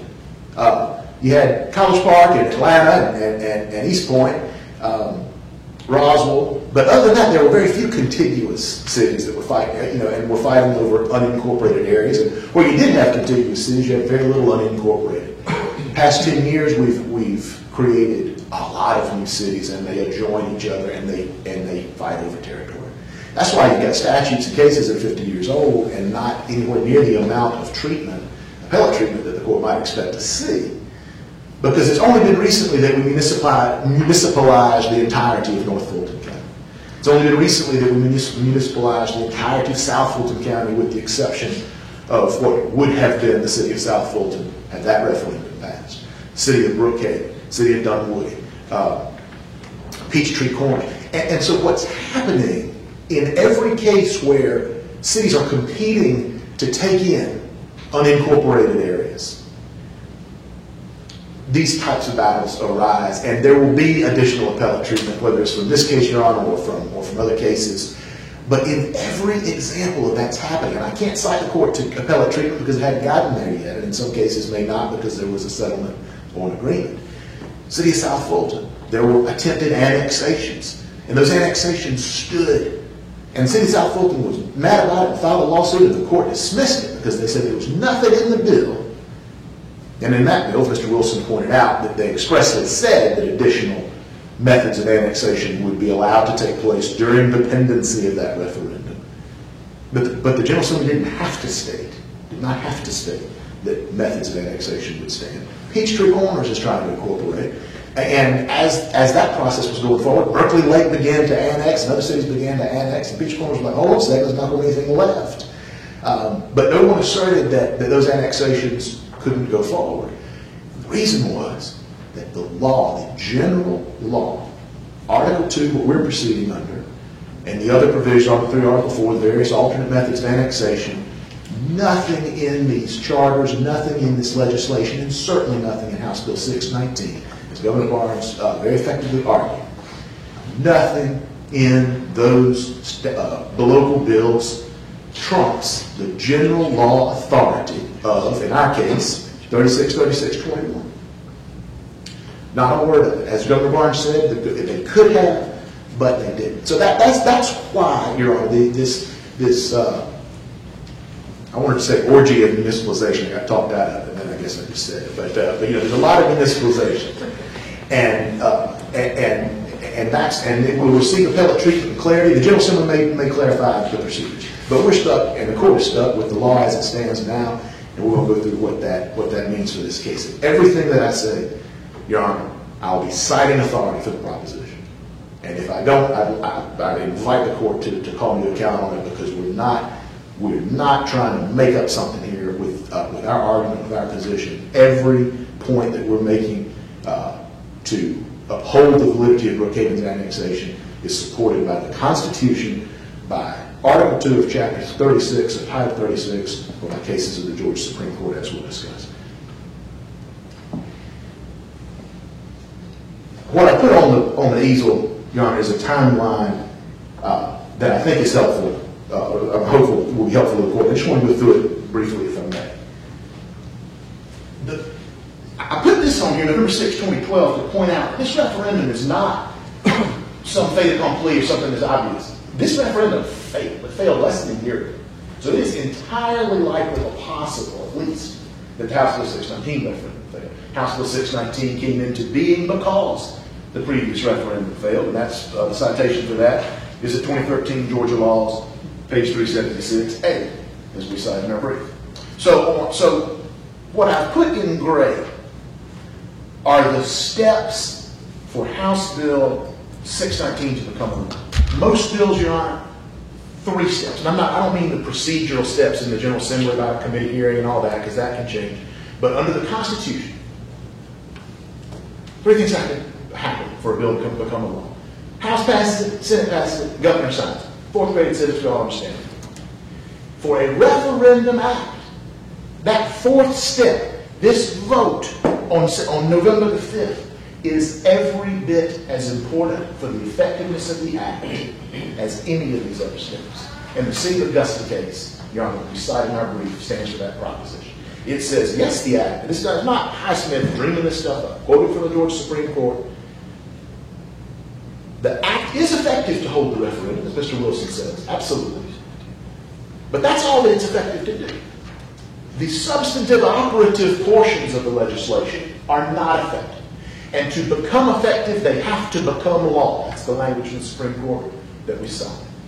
To become effective, they have to become law. And they have to pass this referendum. Until that happens, the only effectiveness is the portions calling for the referendum. And Mr. Wilson said, why would he talk about repeal? Why would he talk about repeal if it weren't effective? It talks about repeal because they want to, if the referendum doesn't pass, they want to repeal all of it. But certainly the portions that are effective, which are the portions holding the referendum. And that's not me dreaming up something. That is the Supreme Court in Smith v. City of Augusta that says a referendum act is effective only for purposes of holding the referendum until it passes, and the substantive operations cannot take effect without becoming law. That referendum hadn't passed, it may well fail. 619. Now, how does that compare with the process that the City of Brookhaven went to? Mr. Wilson goes to great lengths to denigrate the alternate methods of annexation, and they're attempting to stick their thumb in the eye of the General Assembly. There are a lot of contexts, Your Honor, in which that's true, in which local governments do things that are in derogation of general law, or they are violative of some state statute, and courts are routinely called upon to enjoin them or otherwise stop them from doing it. But annexation is different. Mr. Wilson's history lesson is absolutely correct that prior to 1954 and amendments to the state constitution, delegations of annexation power were not constitutional. Now they are. Nobody argues that. Plantation Pipeline case that we cite extensively in our briefs. 1970 case. Your Honor, it's the case that keeps on giving. I'm going to cite to it throughout the terminology. It says when a local government annexes under Article 2 or the various delegated methods, it is exercising the delegated power of the General Assembly. Now, Mr. Wilson says, oh, it's 5 people at Brookhaven City Council meeting on Tuesday night. How can they compare that to the Georgia General Assembly? Because the Georgia Supreme Court, in the Plantation Pipeline case, stated unequivocally, when a local government acts to annex, it is lawfully exercising the delegated power of the General Assembly. And then look at what 363621 says. 363621 says that if a local government annexes under the 100% method, it is as effective, as fully and completely as annexation by local actors. That's the text of 363621. How could the General Assembly have said it any clearer? Plantation Pipeline says local governments are exercising the General Assembly's power. 363621, a general law, says that when they act under that, it is as fully and completely the same as a local government annexation. Now, and I get that it's counterintuitive, Your Honor. It is counterintuitive to think that 5 members of the Brookhaven City Council can do something that is tantamount to an act of the General Assembly, but that's what the law says. Now, I'm not dreaming that up. That's Plantation Pipeline 363621. So what did Brookhaven do? On July the 1st, and before this vote, and certainly before this effective date. So it could have been here. It could have been after the House passed. Mr. Wilson might come in here and say, well, how was that? Look at this bill in the General Assembly. It's passed the House. I talked to folks in the Senate. They said they're going to pass it. I talked to the governor. He said he's going to sign it. But whether he does or doesn't, you can't do anything until we know whether House Bill 619 becomes law or not. Brookhaven, you can't annex. It might well become law, and then you'll have a problem. His argument that we can't annex before the referendum is exactly the same as an argument that the court I would entertain that somehow 619 at any of these earlier stages required for it to pass, that it's somehow encumbered. Mr. Wilson, that doesn't say it, and so he's come up with other ways to say it. It encumbers. The General Assembly has spoken and acted. Just none of that's true. The General Assembly can't and hasn't. They've said nothing happens until this referendum. City of Augusta case cannot become what says that it cannot become law until November 5th. So what did Brookhaven do? Accepted an application from Highwoods Properties under Article 2 of Chapter 36. On October the 8th, voted to annex it. I'm going to talk about the effect of that and how I'm not in contempt of the court's order. If I'd known Mr. Wilson was going to say contempt as many times as he did, I might have packed a toothbrush and changed clothes.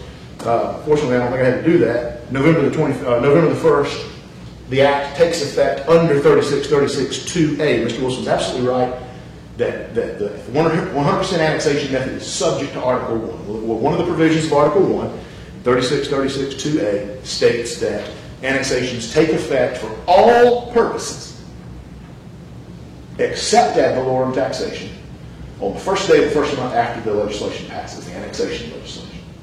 So that's in our case, that's November the 1st. Now, not for ad valorem taxation, as Mr. Wilson correctly pointed out, that doesn't take effect until January 1 because property taxes are a calendar year thing, and to keep that simple, we will make that January 1. But this statute, 3636-2A, says it's effective. Now, Mr. Wilson goes to great lengths to say they didn't annex. They voted annex. Your Honor, under the law, those are the exact same thing. Okay, I'm going to explain what I mean. The Supreme Court said you can act legislatively if the court, and it did say, if this court's injunction also reaches non-legislative acts, executive acts, then that part of the injunction stayed in place. And because of that, Your Honor, the City of Brookhaven hasn't done anything but act legislatively. On October the 8th, the City of Brookhaven undertook a legislative act, did what Plantation Pipeline says, exercised a delegated power of the General Assembly. It is just as if, under Plantation Pipeline and under 3636-21, it is just as if the General Assembly had voted to annex. Purely legislative. Now, Mr. Felgen briefed the court about the things the city hasn't done in respect of the court's injunction. They haven't started doing all the stuff that Chamblee says it's already doing in preparation for annexation. Nothing at all. But they voted, and annexation is a purely legislative act.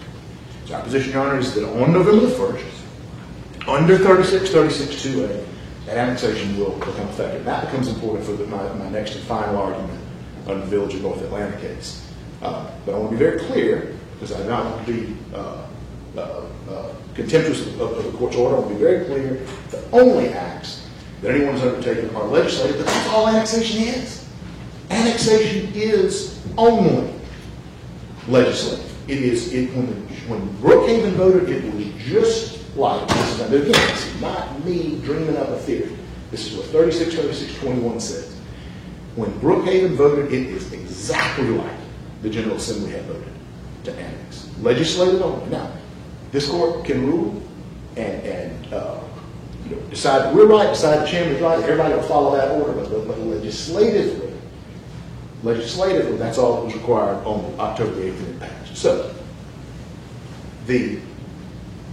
to maintain the status quo and be respectful of the court's injunction and follow it, nobody's going to do anything until the court rules other than act legislatively. But that's all that the city of Brookhaven did on October 8th. Now, why does that matter for purposes of the constitutional challenge, House Bill 619? Governor Barnes is absolutely right. And the Plantation Pipeline case also says this.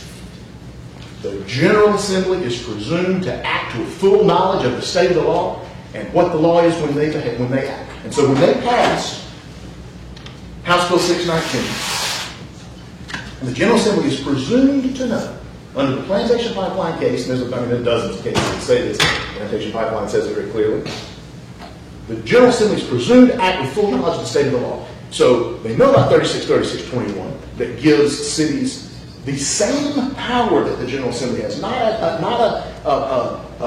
a poor cousin power, but the same power, constitutional, to act. The General Assembly knew that, and the General Assembly could have, as Mr. Wilson concedes, the General Assembly could have just annexed. Yes, you've got 36-36-16 says you've got to do it by referendum, but as Mr. Wilson acknowledges, that is a limitation the General Assembly placed on itself, that the General Assembly could remove at any time, expressly or impliedly. They could have said, you know what, in this case, because we've just sort of decided we're going to not have a referendum. And it's very interesting, Mr. Wilson makes this argument that we don't have democracy, we don't let people vote. Everybody said Highways Properties, apparently, because Highways Properties has decided what it wants to do is be in the city of Brookhaven. But the General Assembly could, and I don't want to repeat what Governor Barnes said, he was absolutely right. The General Assembly could have done a lot of things. They could have annexed it without referendum. Mr. Wilson concedes that by removing the limitation of 16. They could have annexed, and if they annexed it, Brookhaven would be baked. There'd be absolutely nothing they could do about that. The General Assembly had annexed, and these methods of alternate annexation, you can't annex incorporated. A city can't go annex something that's already incorporated, and that's not an issue here. Well, it's an issue now, but it wasn't an issue before under these alternate methods. So the General Assembly knew, just like in the situation that's going on right now, or what's going on back in the legislative session in Peachtree Corners, the City of South Fulton case, again, none of which have risen to the level of appellate treatment, that all this stuff could happen in between the introduction of this bill and its effectiveness. There's nothing in there to abrogate or denigrate the provisions of general law. So, what does that mean? That means that to give House Bill 619 effect, it has to be annexed, because annexation is effective on November 1st. It has to be annexed. And by its terms, it annexes. And in the Village of North Atlanta case and the City of Folkestone case, a single local bill cannot do both of those things. Now, that result might feel weird. Mr. Wilson says it's ingenious and desperate and kitchen plumbing and all that. The result might feel weird. But as of November the 1st, Century Center is going to be in under that legislation. Nobody's going to do anything to upset the status quo, because the court has been clear, and we want to be respectful of that injunction. But legislatively, legally, on November the 1st, under 36-36-2A, Century Center is going to be in Brookhaven. On December the 30th, if and only if this referendum passes, House Bill 619 will act to de-annex and to annex. It's the only way that it can work. And that violates the case of Village of North Atlanta against the City of Chamblee, interestingly, that states that one local bill cannot do both of those things. Now, and we briefed that in our supplemental brief, Your Honor. Very, very tellingly, the city of Chamblee does not cite any authority contrary to those cases. What Mr. Wilson says, he says, well, it's different because in Village of North Atlanta, the property they were going after was already in Village of North Atlanta. Well, I haven't looked at the record that carefully, Your Honor, but the act that was being challenged in 1962 had been passed in 1952. And that was the challenge. Can you take property that was conceded before that court that the act under review in Village of North Atlanta was taking property out of a municipality, Village of North Atlanta, and in the same act, putting it into the city of Chamblee. Mr. Wilson says, well, nothing in House Bill 619 mentions Brookhaven. And that's true. It was also true in Village of North Atlanta. The Supreme Court states. And that's how they distinguish it, or extend, really, the holding of the city of Folkestone against the Schneider case. They say it doesn't matter that the legislation under attack in Village of North Atlanta doesn't mention the Village of North Atlanta. That doesn't matter. It's the court saying that, not me. What does matter is that to give effect to this legislation, to draw the boundaries that this legislation attempts to draw, it takes property out of one municipality and puts it into another, and you cannot do that in one act. How could you do it? General Assembly, all we talked about today is what General Assembly could have done but didn't. The General Assembly could have passed a local act in January. This upcoming January, the General Assembly could pass a local act undoing what the city of Brookhaven did on October the 8th. That's what 363610 means, John, and I will speak to that very briefly in a moment. 363610 says just because a city annexes under home rule, that does not mean that the General Assembly that its hands are tied to de-annex. They're absolutely right about that. The General Assembly, with the primacy that it has over the legislative power of the state, the General Assembly could pass a bill in January and say, you know what? Nice job, Brookhaven. We're going to de-annex Century Center, and we're going to annex into Century Center. They couldn't do it in one bill.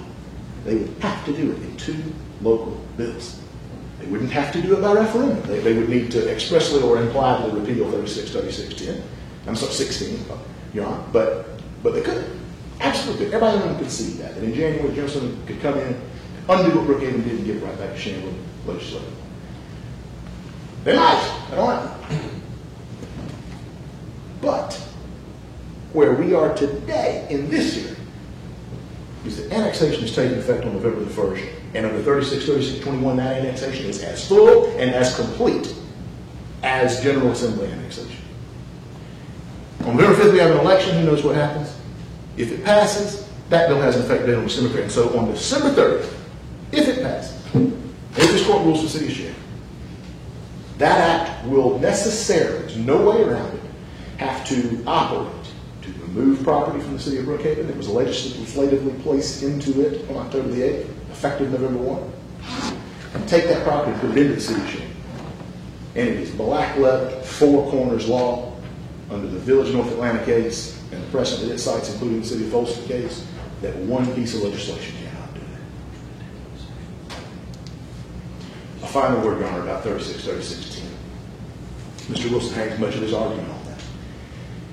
Here's why 3610 is on the books. Normally, a local bill cannot act in derogation of a general bill. That's just a basic axiom of legislative law that everybody down there at the Capitol has to figure out pretty quickly. You cannot provide something in local law that's already provided in general law. And anytime general law is on the books that conflicts with local law, the general law controls every time. It's like field preemption, Your Honor, in federal law, where the courts have said if the federal government has preempted the field, then states and localities can't also have legislation in that area. It's similar to that. It's different. It's a constitutional doctrine, but it's similar. What that means is you cannot have, for example, we couldn't have passed a local law that says, you know what, speed limit in the city of Chamblee is going to be 85 miles an hour. You can't do that. Because state law, Title 40 says speed limit is something else, whatever the process is. But that everybody understands it. So what the General Assembly didn't want is they didn't want people coming in under home rule and saying, well, the city of Brookhaven, for example, is acting under general law, 363621, for example, and that trumps a local bill passed by the General Assembly. That really would turn the apple cart upside down and put things on its head. If that provision that I just cited to the court about general law always trumping local law, if that meant that a local government acting under delegated power could do something and then bind the hands of the General Assembly to act, to annex or de-annex. That really would be a screwy result. And so the General Assembly passed 363610 to say, whatever you do, local governments, we, the General Assembly, still get to annex and de-annex. And that's why I keep saying in January, the General Assembly can come here and undo everything that we've talked about. Now, my client winces every time I say that because they don't want that to happen. But it's the law. The General Assembly, when it comes back together in January, could say, you know what? Sorry, Brookhaven, we're de-annexing, and we're going to re-annex over here into the city of Shamrock. They have to do it in 2 bills. Under the single subject matter rule and the case of Village against North Atlanta, the Village of North Atlanta against Shamrock. But they couldn't. That's what 363610 says. 363610 says that just because we have acted under general law, just because the city of Brookhaven has acted under 363621, that does not stop the General Assembly by legislating locally. And it would be impossible to argue against that. Another application of 363610, and Mr. Wilson's absolutely right. If Shamrock had annexed and without a referendum, and therefore on May the 6th when Governor Deal signed this bill, the city of Brookhaven would have been powerless to do anything because you'd have local legislation in place. And the city of Brookhaven would not be able to come in and annex property that the General Assembly had already annexed.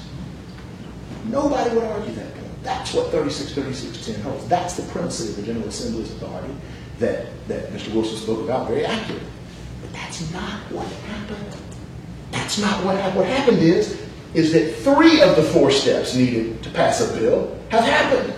This one hasn't. I told my graphics folks to make that question mark bigger. It hadn't happened.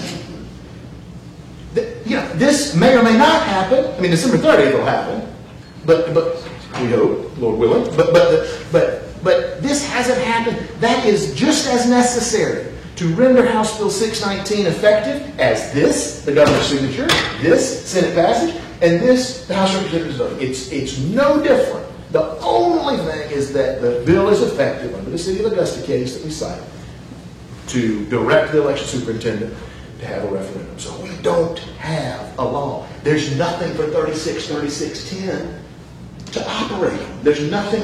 Mr. Wilson can't point to a law and say that Brookhaven is acting in violation of this law because it's not yet a law and may never be if the voters of Shamrock knew what they did just last night.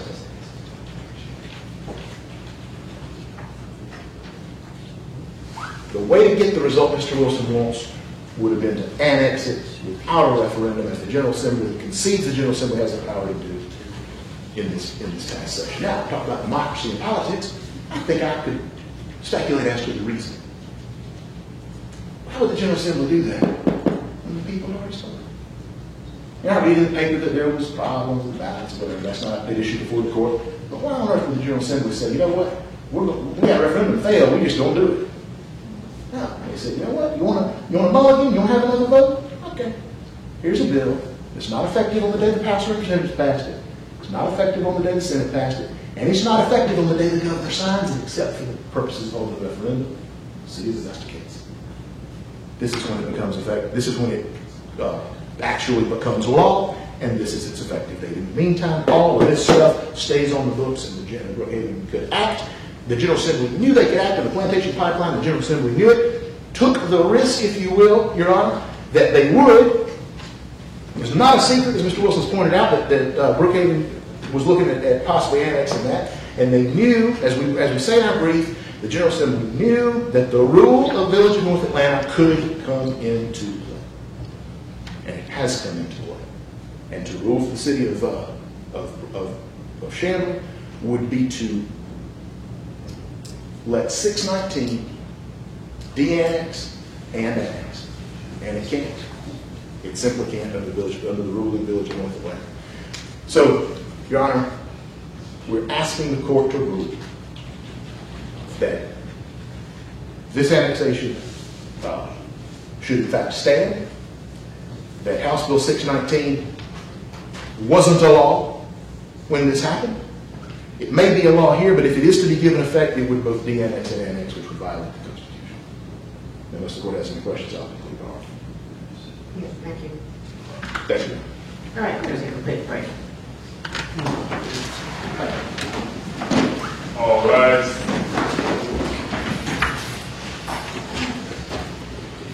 All right, thank you. Please be seated.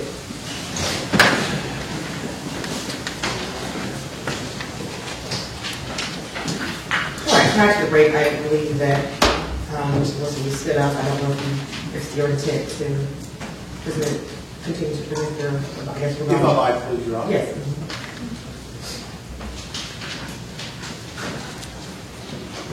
On behalf of Governor Barnes and I, the two oldest people out there, we do appreciate it. I'm sorry, I didn't hear On you. behalf of Governor Barnes and I believe the two oldest people in the room, we do appreciate the break. Yes. Those are foster family, this was great. There are a number of factors that were raised that I would like to speak to.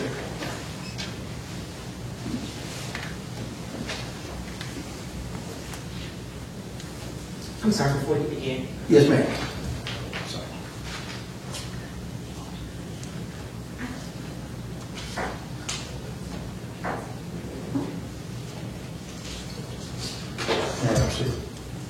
Thank you. Governor Barnes mentioned about the advertising notice requirement.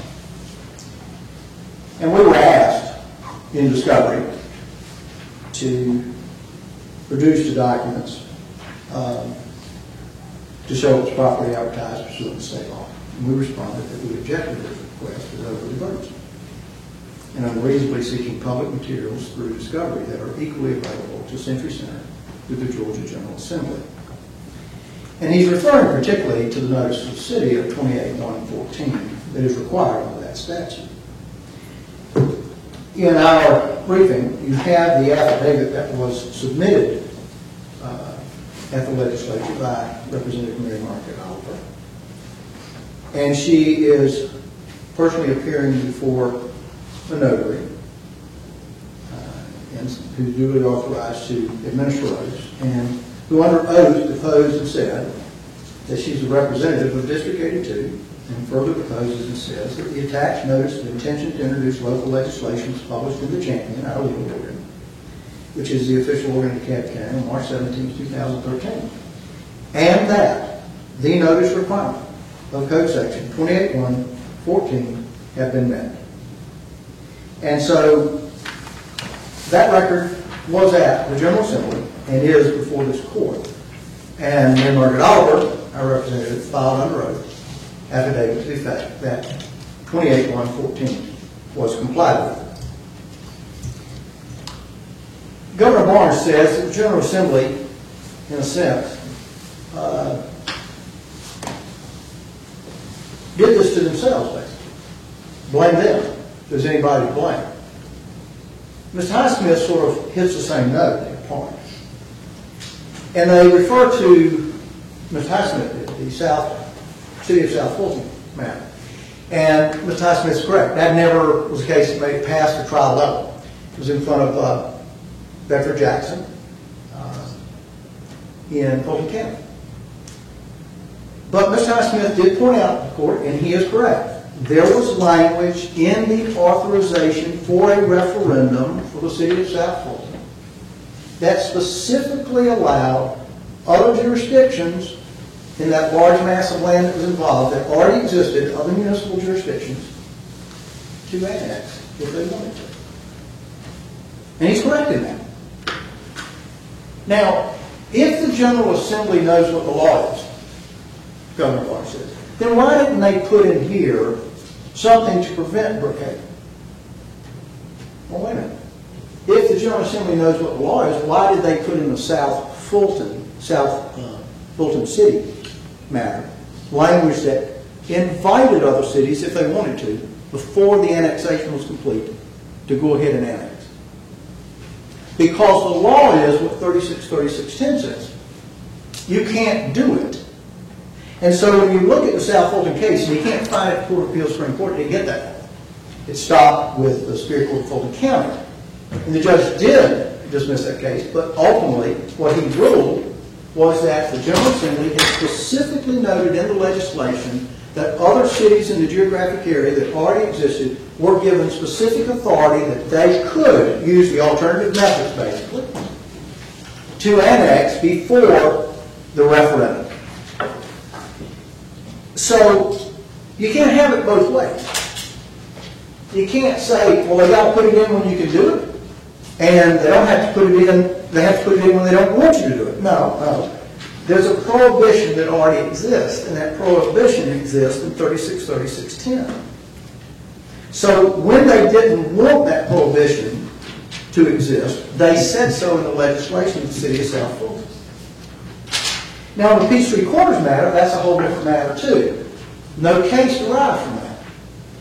But what happened in that is Peachtree Corners had been created, but the way they described the boundaries in the legislative act for Berkeley Lake, they used the Peachtree Corner boundaries, and they say whatever the city limits, city boundaries are of Peachtree Corners at the time that incorporation take place, which opened the door for Peachtree Corners to change its boundaries because they weren't prohibited from doing so. And specifically, the legislation said, Berkeley, when it comes to abutting Peachtree Corners, it'll be whatever they are at the time that this city starts. So those are two different things. Berkeley Lake and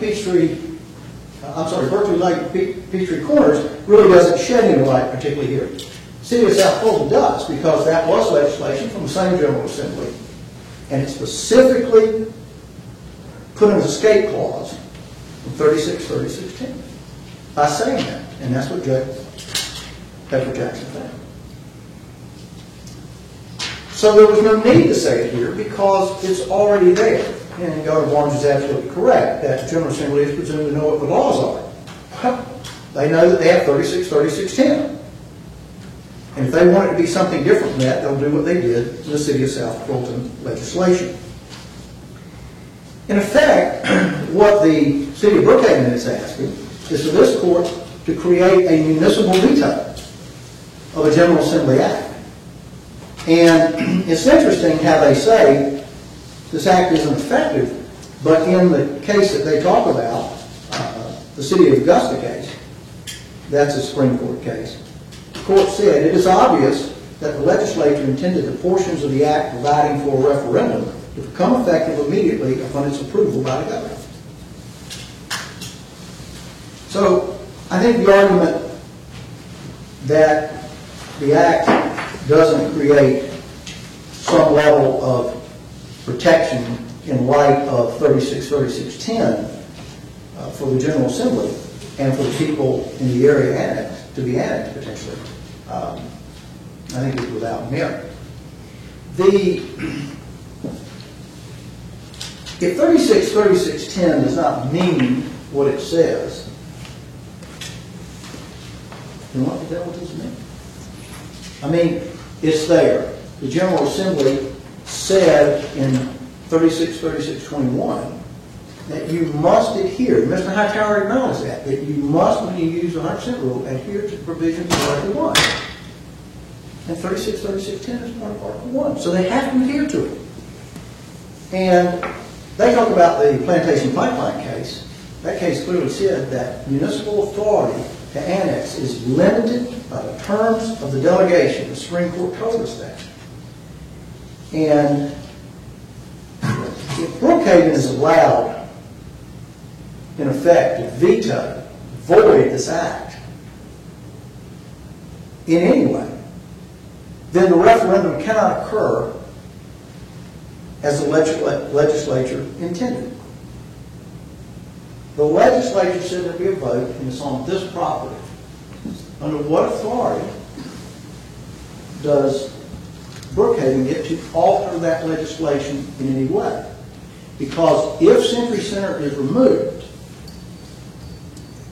then that vote will not happen exactly the way the General Assembly said. And they will have, in part, change the very structure of that legislation. Under their theory, they voided, and Mr. Hightower said, on November 1st, Century Center is in, he said it, is in Brookhaven. So I want to ask this question. Sitting here today, if nothing changes, let's just go to the 2nd so it's clear. On November 2nd, man shows up in a gun with an office in one of the complexes at Century Center. What police are going to respond? County says, Brookhaven says that. So Brookhaven going to send police over there? That's not a legislative act by anybody's imagination. Who will be responsible for that place on November 1st under their theory? They say it's in their city as of November the 1st. What if DeKalb County takes them literally at their word and says, fine, it's yours. Call's done. You got it. How would they not be in contempt of what this court ordered and what the Supreme Court said? I've listened to their argument, and you have to believe that the General Assembly does not speak in a vacuum and intend the words to have no meaning. The words that are in these three provisions, 36, 36, 21, says that when you do what they are doing, the 100% rule, you must do it in accordance with the provisions of this chapter and Article 1. It's not silent to it, it speaks to it. You must do it in accordance with Article 1. 36, 36, 10 is in Article 1 and says, in no way can you impair the authority of the General Assembly. The whole arguments they have given is to impair, alter, and void the actions of the General Assembly. And so, in that regard, we ask this court to help bring order to the confusion that's been created not by the General Assembly and not by the court, but by Brookhaven. We ask the court to grant our declaratory action, further enjoin Brookhaven from being able to exercise anything beyond that vote between now and November the 5th. And if this land is annexed into Chamblee by a majority vote of those who vote on that date, and Ms. Hightower talks about this. Let me go here. That wasn't Chamblee's previous attempt. That was the General Assembly's previous attempt, and he touched upon the fact there were ballot problems. The General Assembly said, wait a minute, when we want the people to be heard, we want it to be fair, we want to make sure it's done right, so we're going to do it again. And so that's why they come back. But it wasn't Chamblee's attempt. And he says right here, City Council annexes Century Center. Not City of Brookhaven City Council voted to annex it, so they annexed it. And he says on November 1st, the annexation will be effective. I certainly never thought Mr. Hightower would need to bring his toothbrush today, as he mentioned. I'm sorry, excuse me. Robert and I know each other sometimes. I'm sorry, Robert. I didn't believe that he would need to bring his toothbrush today, and I did appreciate the humor of his language. It's not him. It's not Mr. Baldwin. City of Brookhaven. It's the City of Brookhaven who is seeking to undermine, impair, alter the actions of the General Assembly to what they believe to be their benefit, and to throw everything at it that they possibly can, even, I think, nudging so far up to the orders of this court, the Supreme Court, that they have crossed it. And so we ask you to grant our motion of declaratory judgment. We ask you to enjoin them further from taking any further actions unless and until a referendum fails. And if it does not fail, that the General Assembly's authority shall be paramount and that property shall go into Chamblee. And we ask you, for the benefit of confusion, to grant our motion to strike their notice of annexation, which does not comply with the law, is not a legislative act. Walking over to the courthouse and filing something is not a legislative act. not by the city. And if there's any questions, we'll ask me, I'll be happy to try to address them. All right, thank you very much. Thank you, sir. I'm sorry, thank you, Your Honor.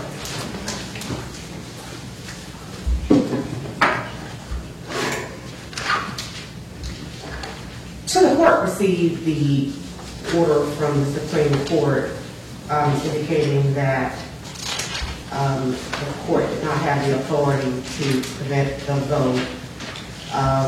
And there was, in fact, a notation, a footnote, that basically said that any other act that non-legislative, the court injunction would be in effect. It indicated that, on paragraph 2, that putting aside the merits of the underlying lawsuit, and it has a dash, whether the local law limits the authority of Brookhaven pursuant to general law to annex Century Center, dash, it appears that Brookhaven and Highland Woods are likely to succeed on the merits of their appeal from the entry of the interlocutory injunction, at least to the extent that the interlocutory injunction interferes with the legislative process while prohibiting the city of Brookhaven from voting on the annexation. Obviously, just by looking at the briefs and the things that you presented to the court, it is a lot of case law and a lot to swallow and manage. So generally, when I start trying to determine what to do and how to do, I do try to take a very simpler approach. And in doing so, that was generally the reason why the court had enjoined the vote initially, was because I just kind of took a general perspective of the argument that Mr. Wilson had presented. I'm going to show this to you because I do want to ask you about it.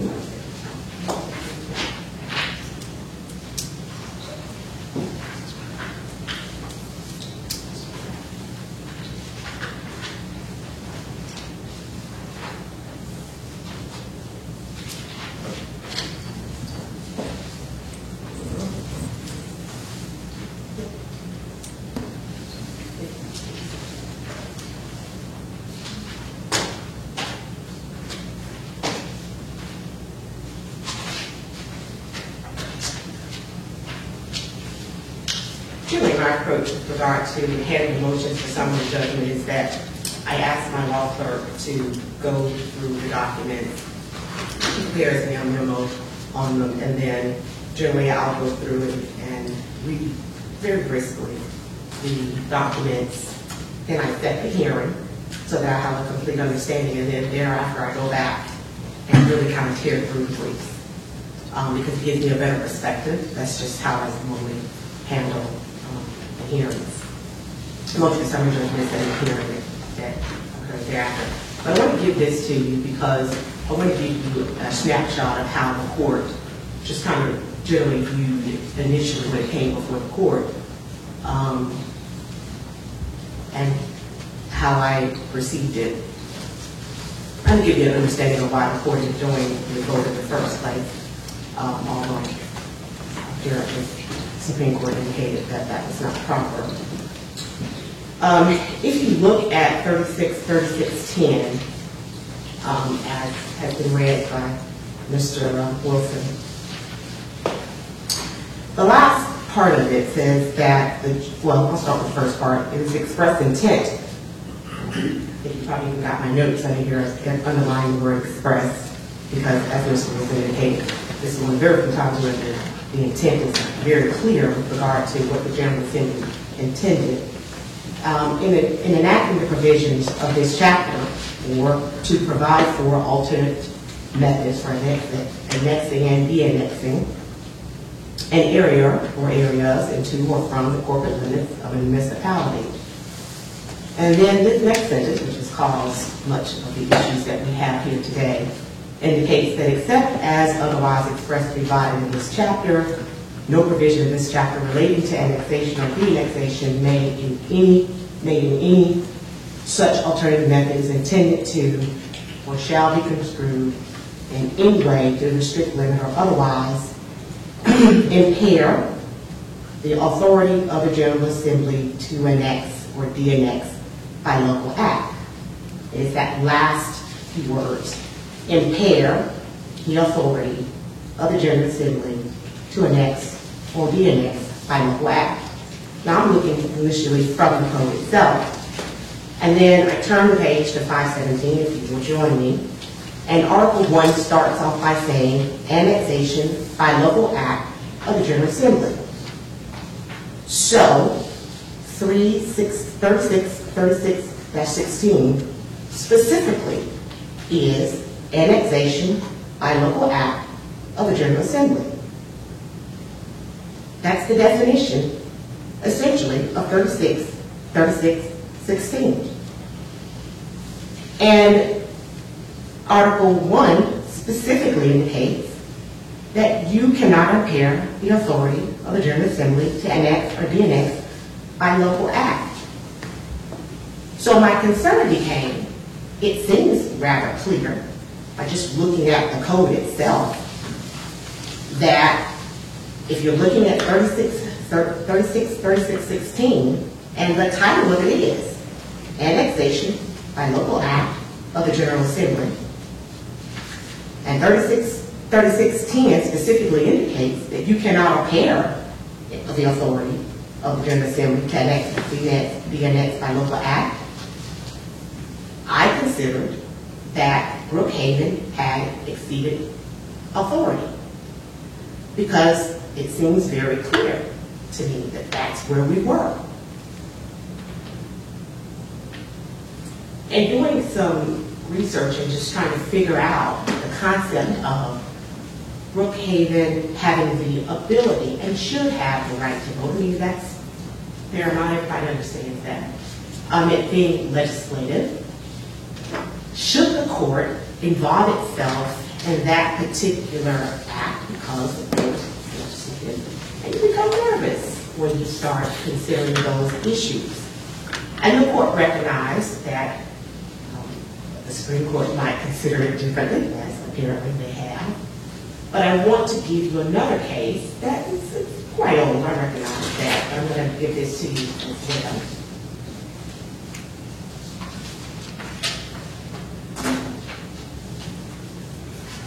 You have any copies of this one? Should have copies of that. This is the Birmingham, Atlanta, Birmingham. Yeah. Yeah, Is that okay? Yes, ma'am. You turn to the page 3 of the Lexis document. It says, while generally the holding of an election is a political matter and will not be enjoined, and a court of equity will not ordinarily enter into a consideration of the details or irregularities of an election and take the place of the ordinary methods of contesting the results, yet where it is sought without authority of law to hold a municipal election for the purpose of changing a county line and to carry into effect the results of the election so held, injunctions will be granted at the instance of one entitled to institute a proceeding for that purpose. Now I recognize this is old, and I recognize it's dealing with county lines versus municipalities and things of that nature. But it's those types of things that rested with the court when I decided to do what I did. Because it seemed to say, if you are doing something that you have no authority to do, then the court should not allow you to vote on it because you have no authority to do it. Consequently, although this is very old and the court did not mention it because it's old, I did it from a just very general perspective of reading the code. This case right here, this is dealt with the city of DeKalb. DeKalb is fighting over county lines with Fulton. And But however, I did find out that this case actually was recently decided in a 2008 case. Pull that case in. Okay. It was cited for, I think, not the exact same proposition with regard to the court's ability to enjoin an election. And I'm not, of course, by any means contesting what the Supreme Court has indicated. They said I couldn't do it. But I just wanted to give you the rationale of the court, because it seemed to say if the court finds or believes that there is a possibility, because with the injunction I'm looking at, what's the merit, is there a likelihood that Shelley may win on the merits? And when I read the code section, it seemed kind of clear to me at that time. And so that means that if that is the case, then that means Brookhaven would be proceeding without authority. Consequently, generally the court doesn't get involved unless, of course, you're proceeding without authority. There you go. So that's the court's rationale.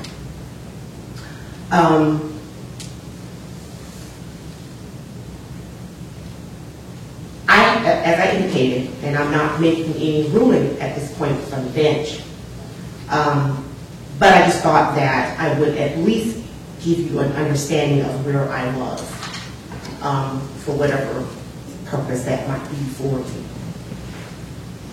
So I haven't had the opportunity at this point to dissect your briefs, but it is my intent to do that, and that's the reason why I've cut out some days to get it done. I know, Mr. Governor Barnes, your position was with regard to whether the court should act and why the court should proceed, but it's my position that the court in the injunction itself had indicated that the court perceives some harm. And then for me now to say I don't perceive the harm,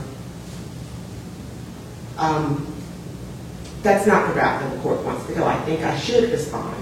And I think I should respond quickly because we are up against an issue dealing with voting and the rights of the people, and they need to know, at least from what this court perspective is with regard to the annexation of the area that's at issue. I perceive the vote, and as I read the Supreme Court ruling, that the vote is what they did not want the court to touch. But I don't know if the vote itself means, I don't think that, as I stand here, I don't know if the Supreme Court essentially saying that by taking the vote is valid. I think the Supreme Court just said take the vote, and the court determines whether it's a valid annexation. And because of those multitude of issues, I think that the court should be involved rather quickly, now rather than later. So consequently, that's what I'm going to do. I'm going to take the documents that you presented to the court, review them, dissect them, and of course, in the end, follow along, I'll prepare a ruling for you.